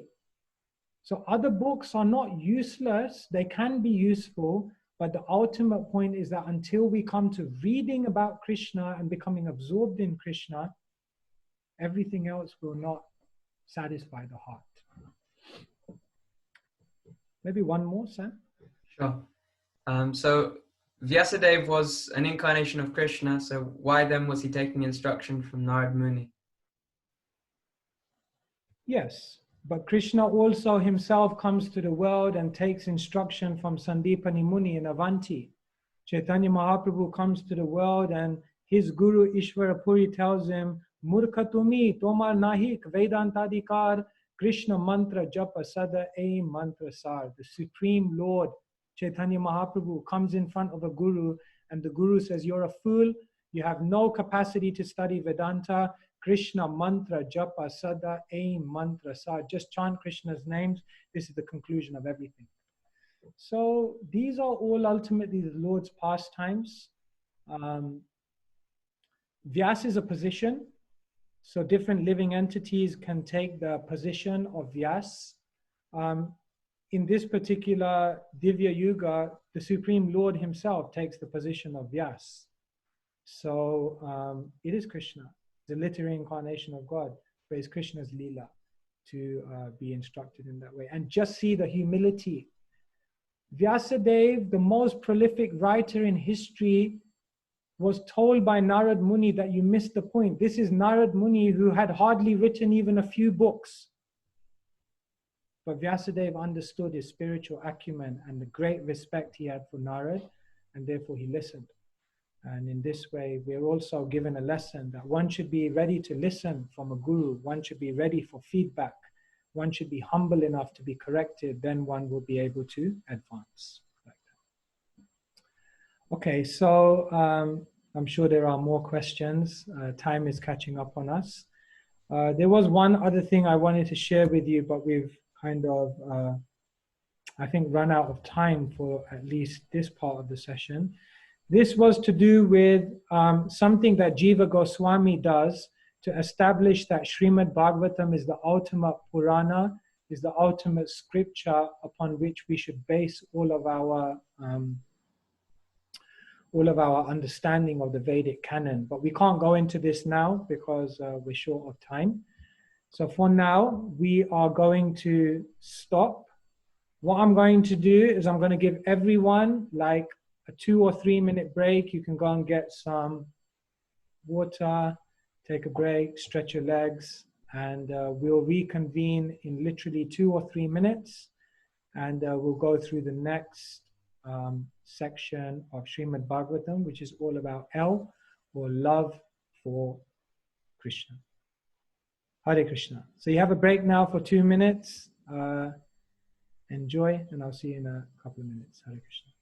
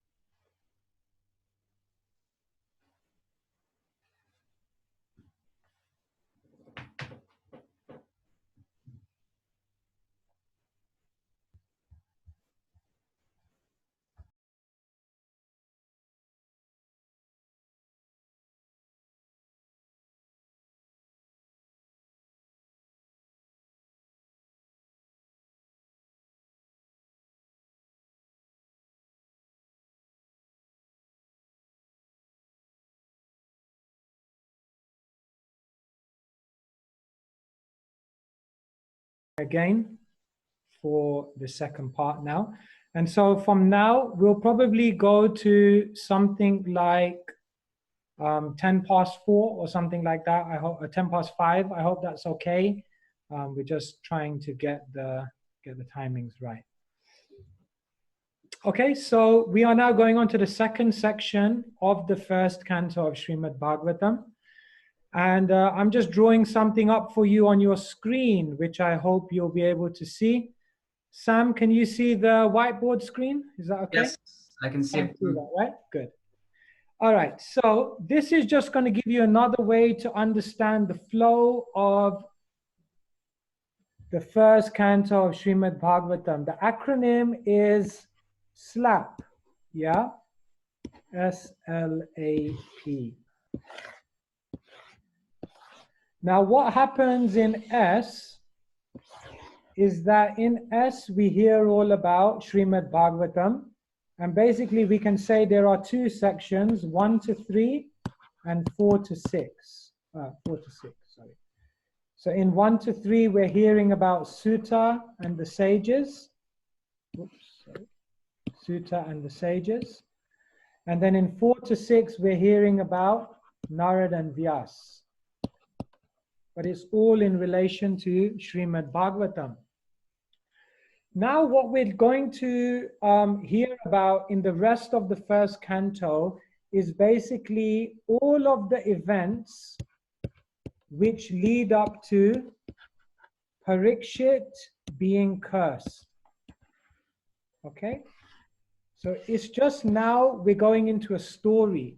Sutta Goswami is going to tell the sages of Naimisharanya a story. The story begins at the end of the Mahabharata war, and it continues all the way up till Parikshit being cursed. Okay? Now, in the course of telling this story, we're going to learn about different things. From 7 to 11, we're going to learn about love. Because in this part of the story, we're going to learn about all the devotees who had amazing love for Krishna. We're going to get a glimpse into what it means to love Krishna. And this section ends with Parikshit being born. Okay? Then from 12 to 15, we're going to learn about how the devotees attained the Absolute. We're going to learn about how many different devotees go back to Godhead. And when that narration concludes, it comes to the point where Parikshit is made the king. And then in 16 to 19, we're going to hear about how Parikshit got cursed. And the 19th chapter will end with Parikshit being cursed and then making the journey to the bank of the Ganga where he'll meet Sukadev Goswami, and they'll have this historic, beautiful conversation which became famed as Srimad Bhagavatam. Yeah? So please remember this, note this. This will be obviously on the video because this basically gives you the overall understanding of the structure of the first canto of Srimad Bhagavatam. So now we're coming to the point in Srimad Bhagavatam where we're going to begin hearing the events leading up to Parikshit being born. And in the course of hearing this narration, we're going to hear about some amazing devotees.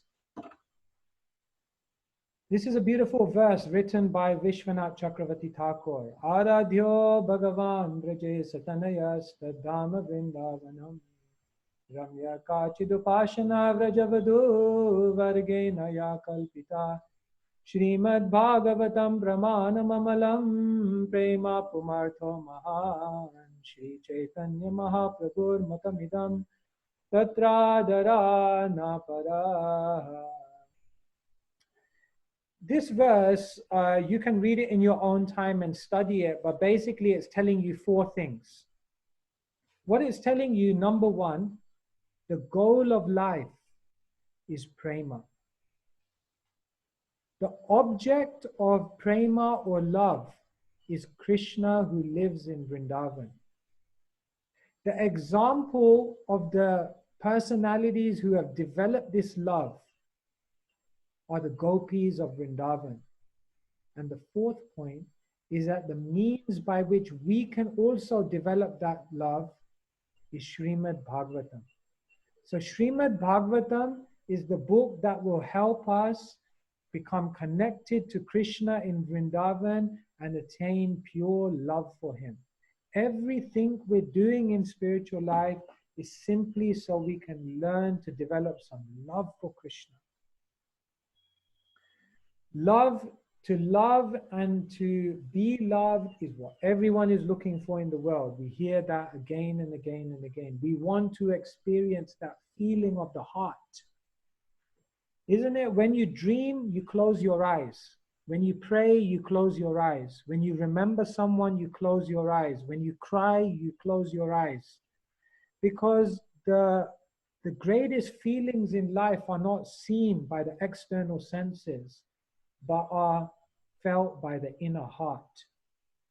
And therefore, it's this feeling of love that we all seek to experience. But this feeling of love can only be experienced when we make connection with Krishna. So here Srila Prabhupada says, if you make your friendship with Krishna, it will never break. If you make Krishna your master, you'll never be cheated. If you love Krishna as your son, he'll never die. And if you love Krishna as your lover, he'll be the best of all. There'll be no separation. Because Krishna is the Supreme Lord, he is unlimited and has an unlimited number of devotees. So we're trying to develop this love for Krishna.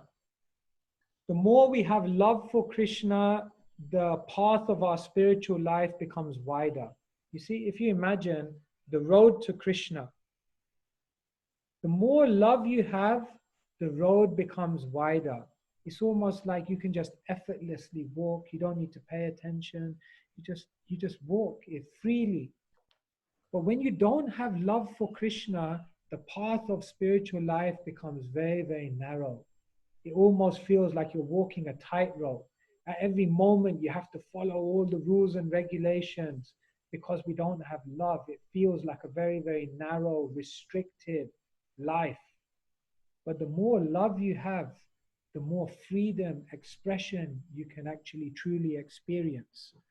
And that's why each one of us, in the midst of everything we're doing, should remember that the ultimate goal, Kaviraj Goswami says, Prema dhana vina vyartha daridra jivan dasakori vetan more deha prema dhan.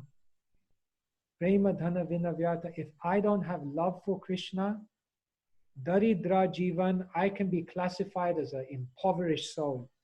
Therefore, what's my prayer? Dasakori, make me your servant, Krishna. Vetan more, I only want one salary. Deha prema dhan, just give me the salary of love of Godhead. Because if I get that salary of love, then that's actually what will satisfy the yearning of my heart. So the ultimate goal is loving Krishna. I'm just going to skip this slide for now. So this is what someone may say, I love Krishna. So many people say, isn't it? I love Krishna.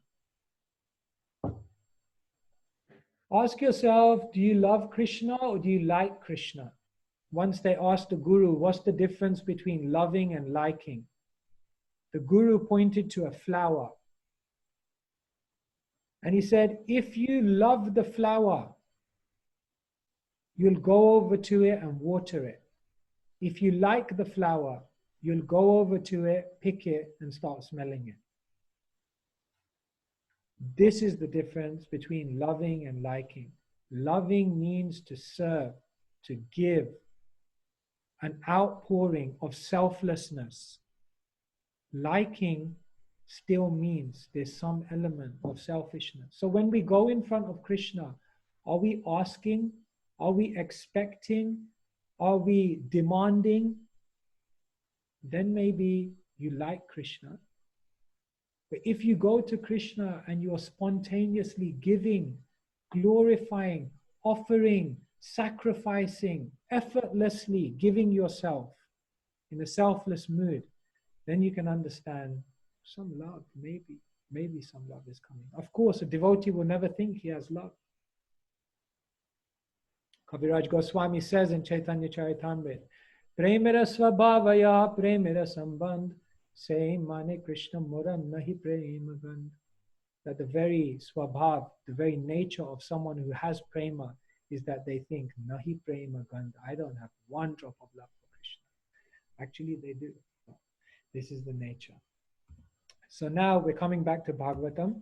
So the first canto, as we said, is a preface to the entire Bhagavatam, and the first 6 chapters are almost the preface to the preface. So now we're going to go on to the rest of the first canto, where we're dealing with the events leading up to Parikshit being cursed and meeting Sukadev Goswami. So now these are the different loving interactions we'll see. And remember, these are the questions that were asked by the sages. So the first question we dealt with in chapters 4 to 6. So now we're dealing with the final 3 questions, which are in chapters 7 to 19.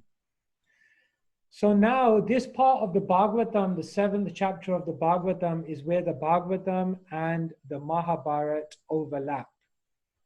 If you see this picture, the Mahabharata has 18 books, 18 parvas. And if you closely look at it, then the final 9 parvas of the Mahabharata basically mirror chapters 7 to 15 of the first canto of the Bhagavatam. There is someone's drawing on the screen again. Please, if you can restrict that, that would be appreciated. So what we're learning now, what Sutta Goswami is describing to the sages of Naimisharanya, he's picking up on the story of the Mahabharata. Okay, so now I'm going to tell you that story, and in the course of that story, we're going to hear about all these amazing devotees. It's the Kurukshetra battle described in the Mahabharata. On the 10th day of the Kurukshetra battle, Bhishma falls. That is a huge landmark. That is a huge dent for Duryodhana and Dhritarashtra. That is a huge setback for the Kauravas. Some days after Bhishma falls, the next person to fall, major person, was Drona. Drona fell. Yudhishthira, lo and behold, told a lie. Ashvatham is dead. And Drona, bewildered, got massacred by Drishtadyumna. On the 16th day, Karna, who was now the commander of the army, Karna, basically his history caught up with him.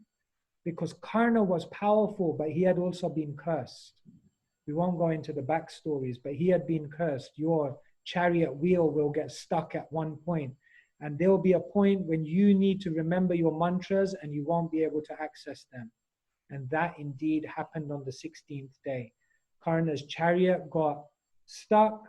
He couldn't recall the weapons he required, and Arjun took advantage and killed him.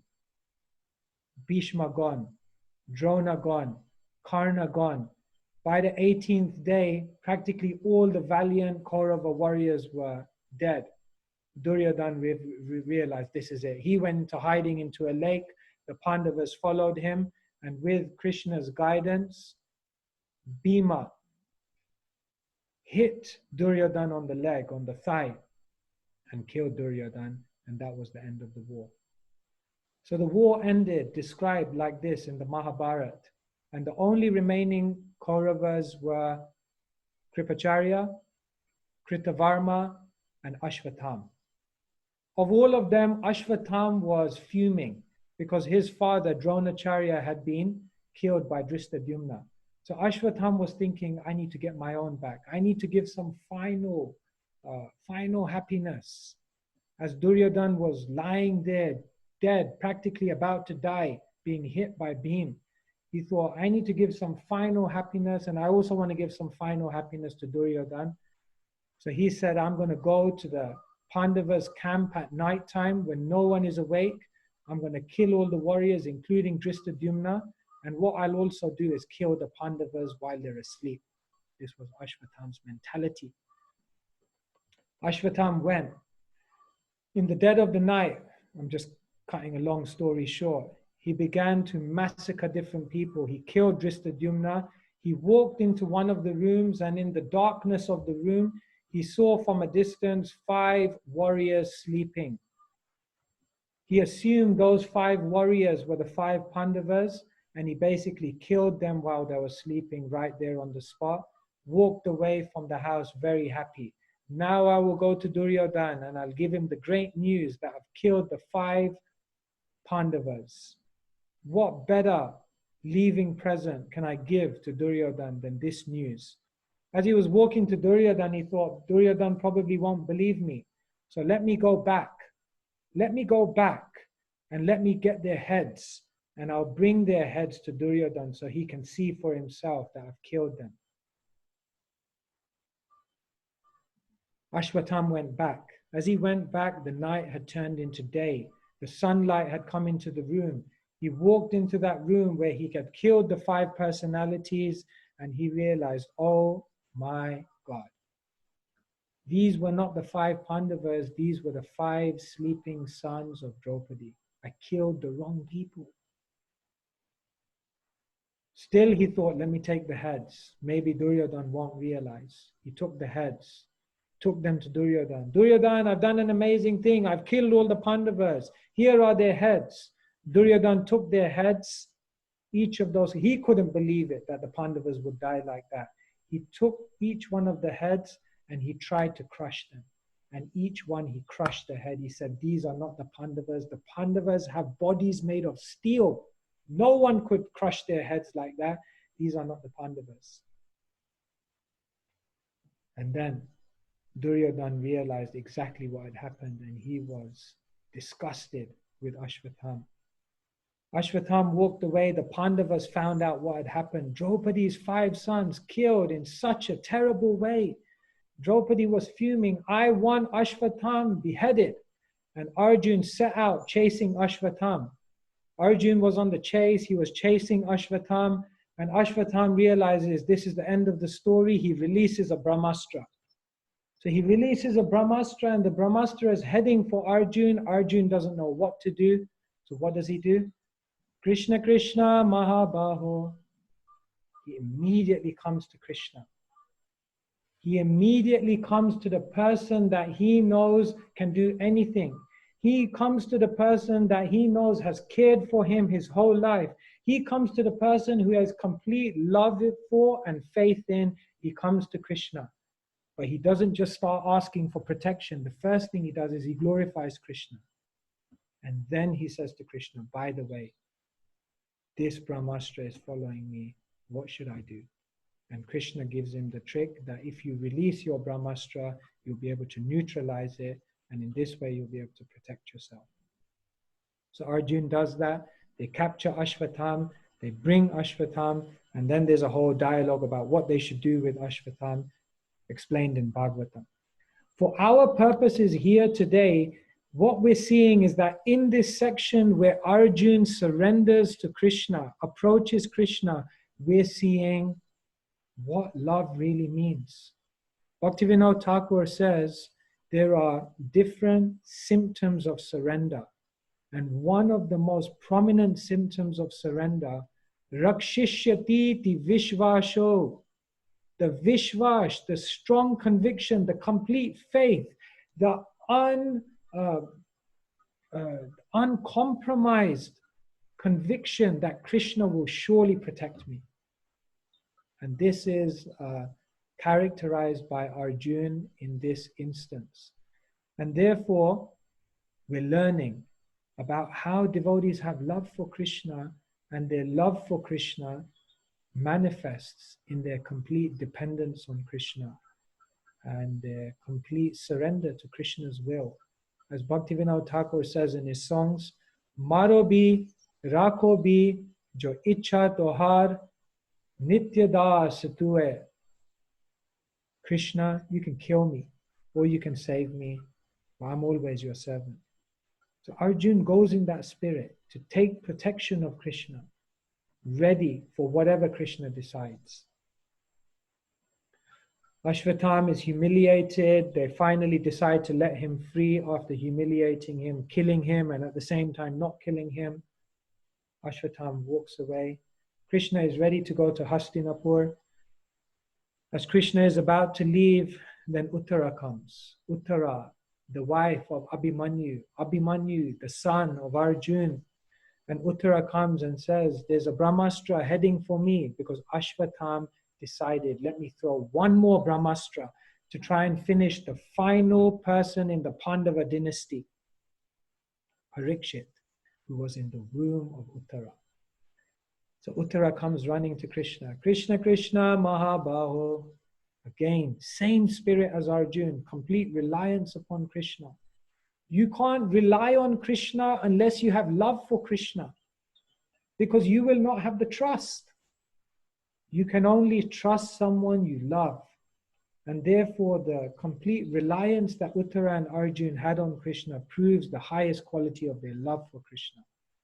So then Krishna covers the embryo of Uttara, protects Parikshit, and in this way is saved. So these are some of the things that we're hearing about how the devotees express their love for Krishna by taking shelter in Krishna. I'm just going to go through some of these quicker. Kunti is watching the whole scene.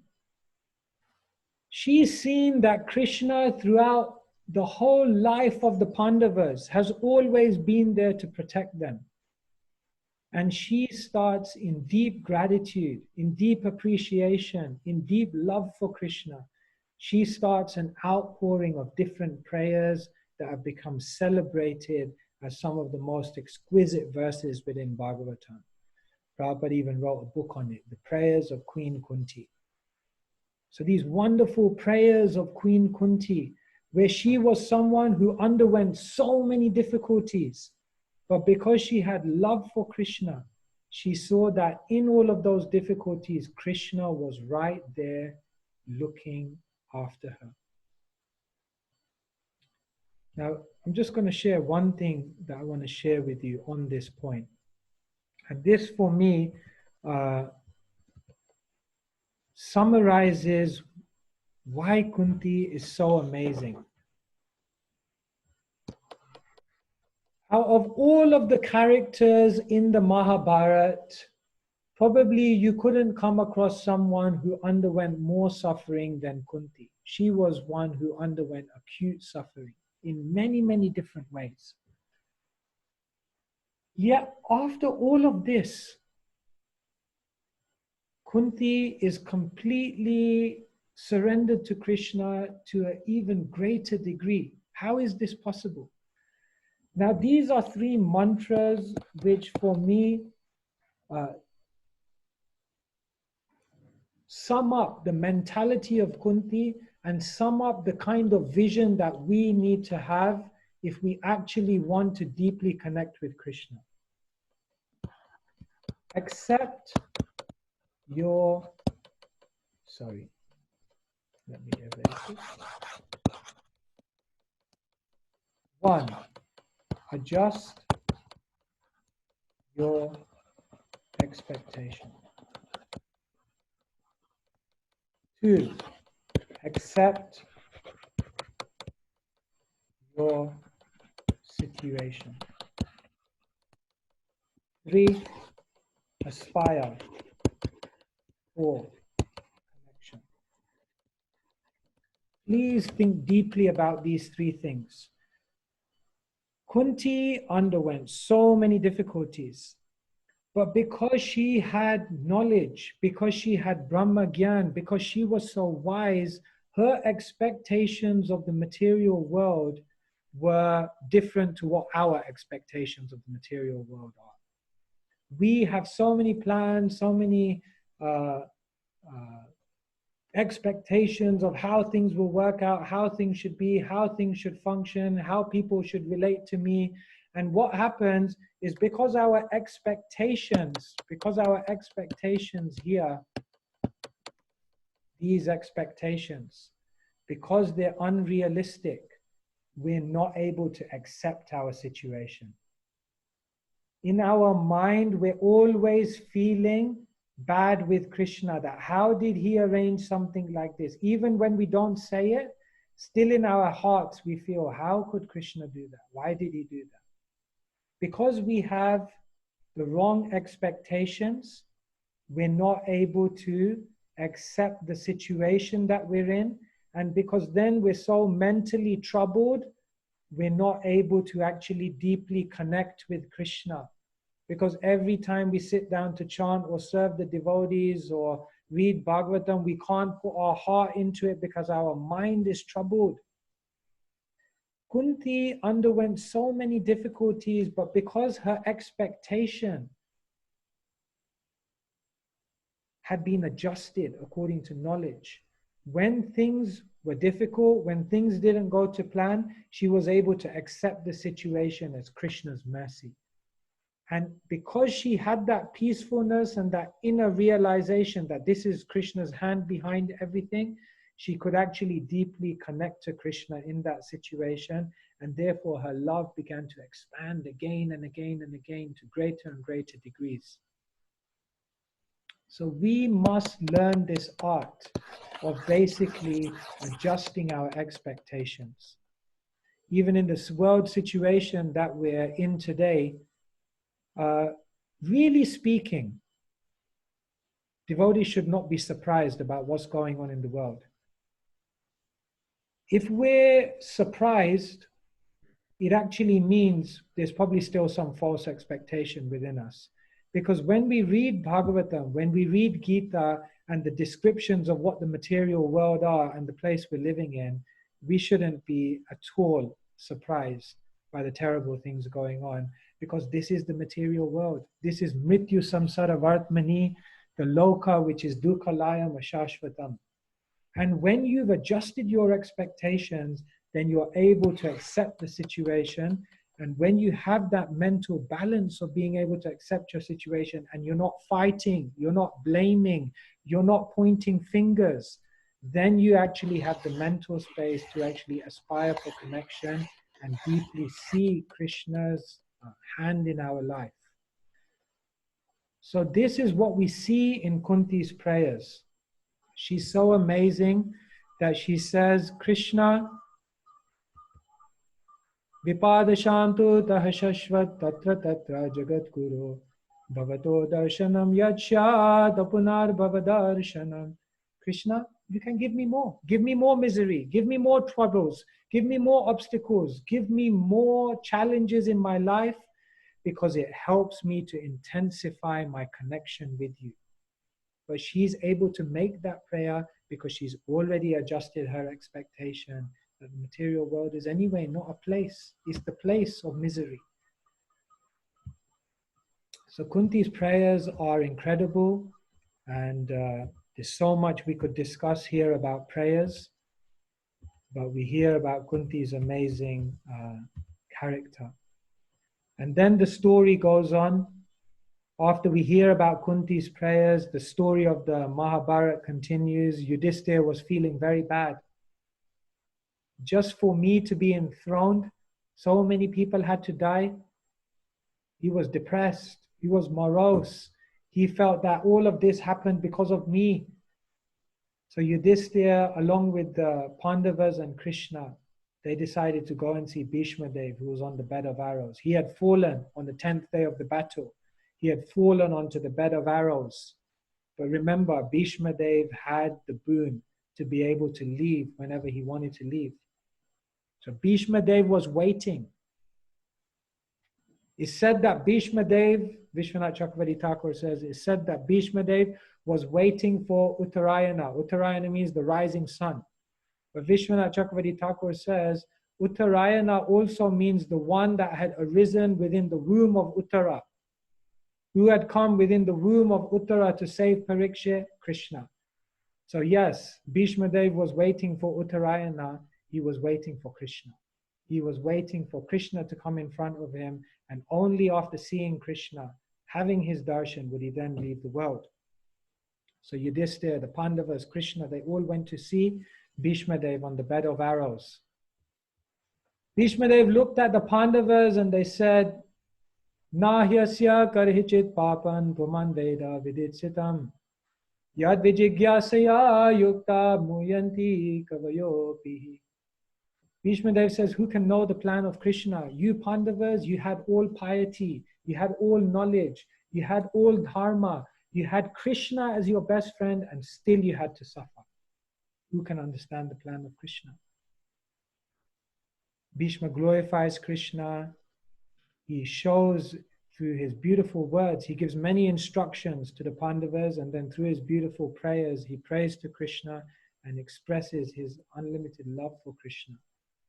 And in this way, Bhishma Dev leaves the world. So we see Bhishma Dev's love for Krishna. And after Bhishma Dev leaves, or after Krishna leaves Bhishma Dev, then Krishna says, okay, it's time for me to go. So Krishna then prepares to leave the Pandavas. And all the residents of Hastinapur are thrown into separation. The scene describing how the residents of Hastinapur felt when Krishna was leaving shows their love for him. And on the other side, when Krishna arrives in Dwaraka, then we hear about how the Dwarka Vasis express their love for Krishna in union, in Sambhoga. So now you can see in this section from 7 to 11, what's happening is that as we're narrating the events of Parikshit's life, side by side, what we're hearing about is the love of Arjun, the love of Uttara, the love of Kunti, the love of Bhishma Dev, the love of the residents of Hastinapur, the love of the residents of Dwarka is all about love. Because Srimad Bhagavatam Pramanamamalam Prema Pamartho Mahan. Bhagavatam is meant to express this love. So this is basically what we're hearing about in these chapters. And this is where I would like to conclude for today. And I'll hand over to Sam and ask if we have any questions that might want to be addressed. So yeah, there's one question here. Someone is asking, why can't we learn Srimad Bhagavatam on our own? Why do we need the association of devotees to learn the Srimad? Okay, so I'll come back to questions on Bhagavatam. Is there any questions on this section that I've talked about? Yeah, there was one. Someone is asking, who is Queen Kunti in Vrindavan, in Goloka Vrindavan? Queen Kunti is an eternal associate of Krishna. So just like the Pandavas, the Queen Kunti, Draupadi, they are all eternal, Nitya Siddha.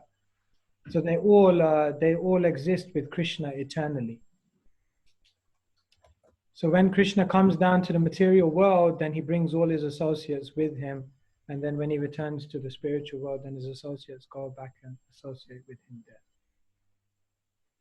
Someone else is asking, how do we adjust our expectations? Could you expand a bit more on that? Is it about lowering our goals? That's why philosophy is so important. Chaitanya Charitamrita says, Siddhanta bolye chitte nakara alash iha hoite Krishna lage sudrida manash. One should not be lazy in the matter of understanding philosophy. Iha hoite Krishna lage sudrida manash. One's mind becomes fixed by strong understanding of philosophy. So philosophy is very important. Why did Prabhupada, he talked about Krishna, obviously. He introduced us to Krishna. But so much of Prabhupada's talks were about philosophical points, revealing to us the nature of the material world. Why did he spend so much time? Because first, we must be frustrated with the material world. We must give up all hopes, desires, plans, all feeling that we could make it here. No, there's no chance here. Whatever you do, you're going to lose. And only when we've adjusted that expectation that there's any chance of happiness in the material world and that this material world is meant to be a happy place. But that comes from strong philosophy. So all of these things help, philosophy and association. If you associate with a sadhu, you see, later on in Bhagavatam, we'll hear a beautiful verse. Tatodu sangamutsrijya sadhu satseta buddhiman shanta evasya chindanti manovya sangamuktibi. If you're fortunate in your life to come across a sadhu means a saintly person. A sadhu also means someone who cuts. Shanta evasya chindanti. The words of a sadhu are so razor sharp, mano vyasangam uktibi, that they can cut the attachment within the mind. They can change all of your expectations of the material world. And therefore Mahaprabhu said, Jaha Bhagavata pade Vaishnaverastane. Go to the feet of a Vaishnav and hear Bhagavatam. Because if you hear from someone who's convinced, if you hear from someone who's adjusted their expectations, then you will also adjust your expectations. Because when you hear someone speaking Bhagavatam, they're not just giving you knowledge, they're not just giving you information, but they are transmitting their faith, their conviction, their taste, and their attraction for Krishna. They're giving to you simultaneously. Therefore, people heard Prabhupada. Sometimes they didn't even fully understand what he was saying, but their heart was changed, because that's the power of the words of a sadhu. So if you want to adjust our expectation, grasp the philosophy and associate with the saintly people. And hear from someone who's convinced. Hear from someone who's adjusted their expectations. And you will find these people are dangerous. They will also change your expectations. Sometimes you don't even want to change your expectations, but they will change it. That's the power of sadhu sangha.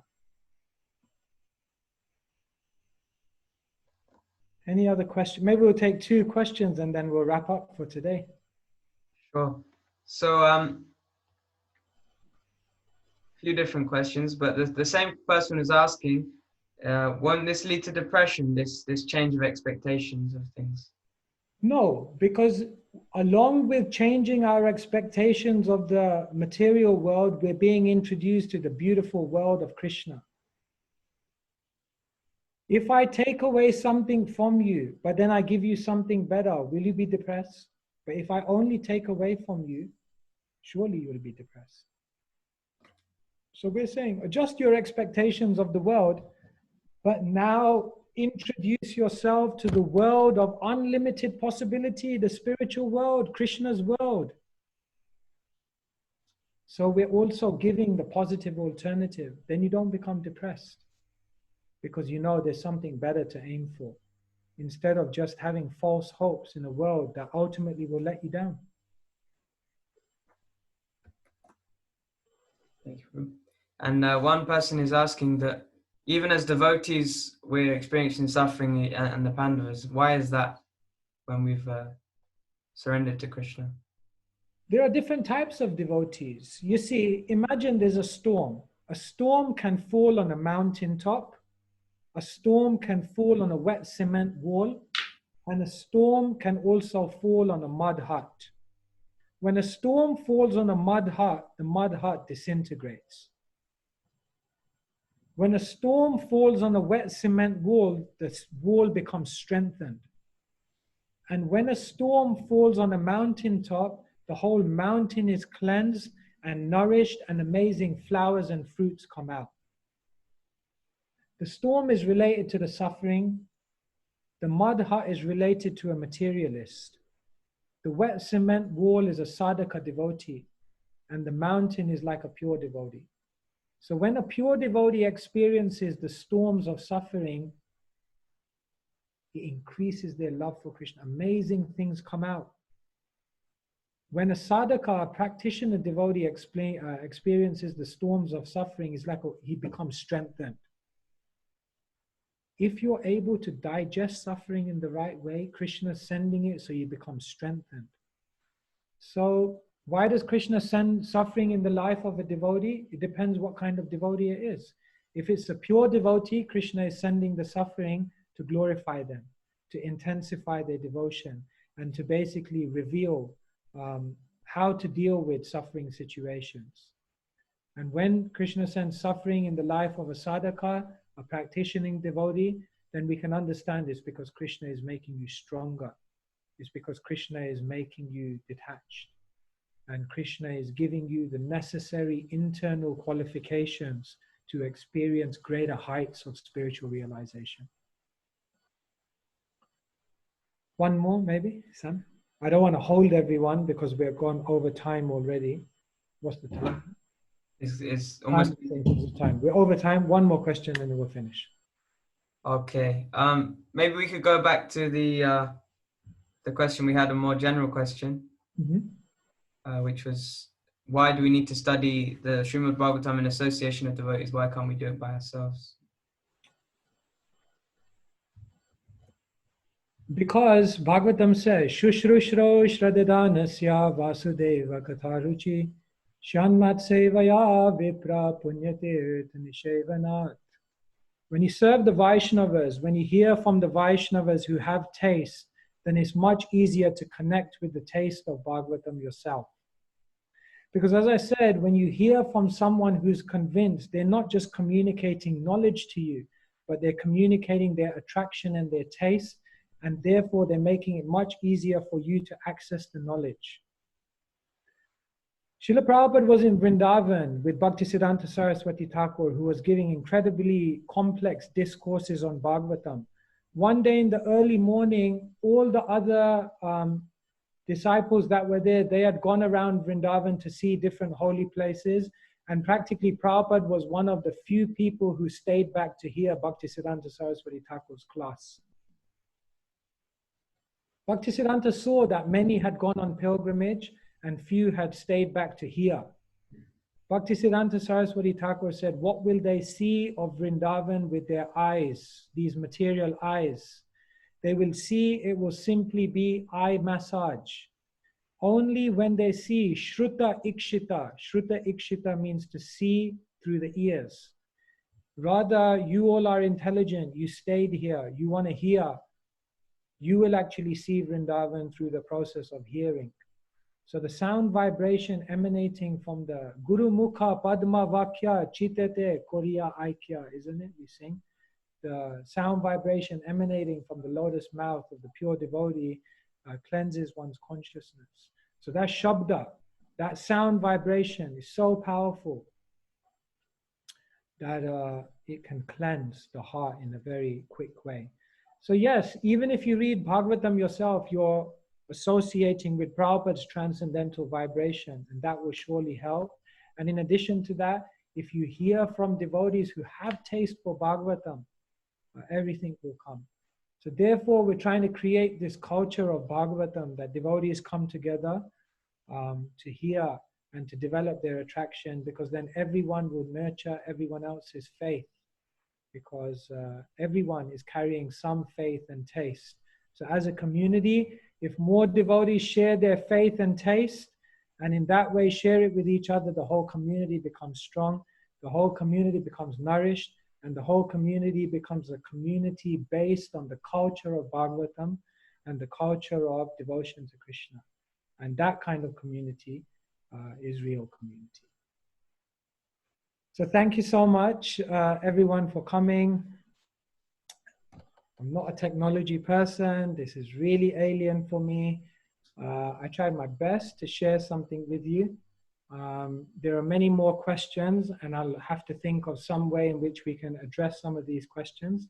Maybe we'll copy and paste all of the questions and then do something.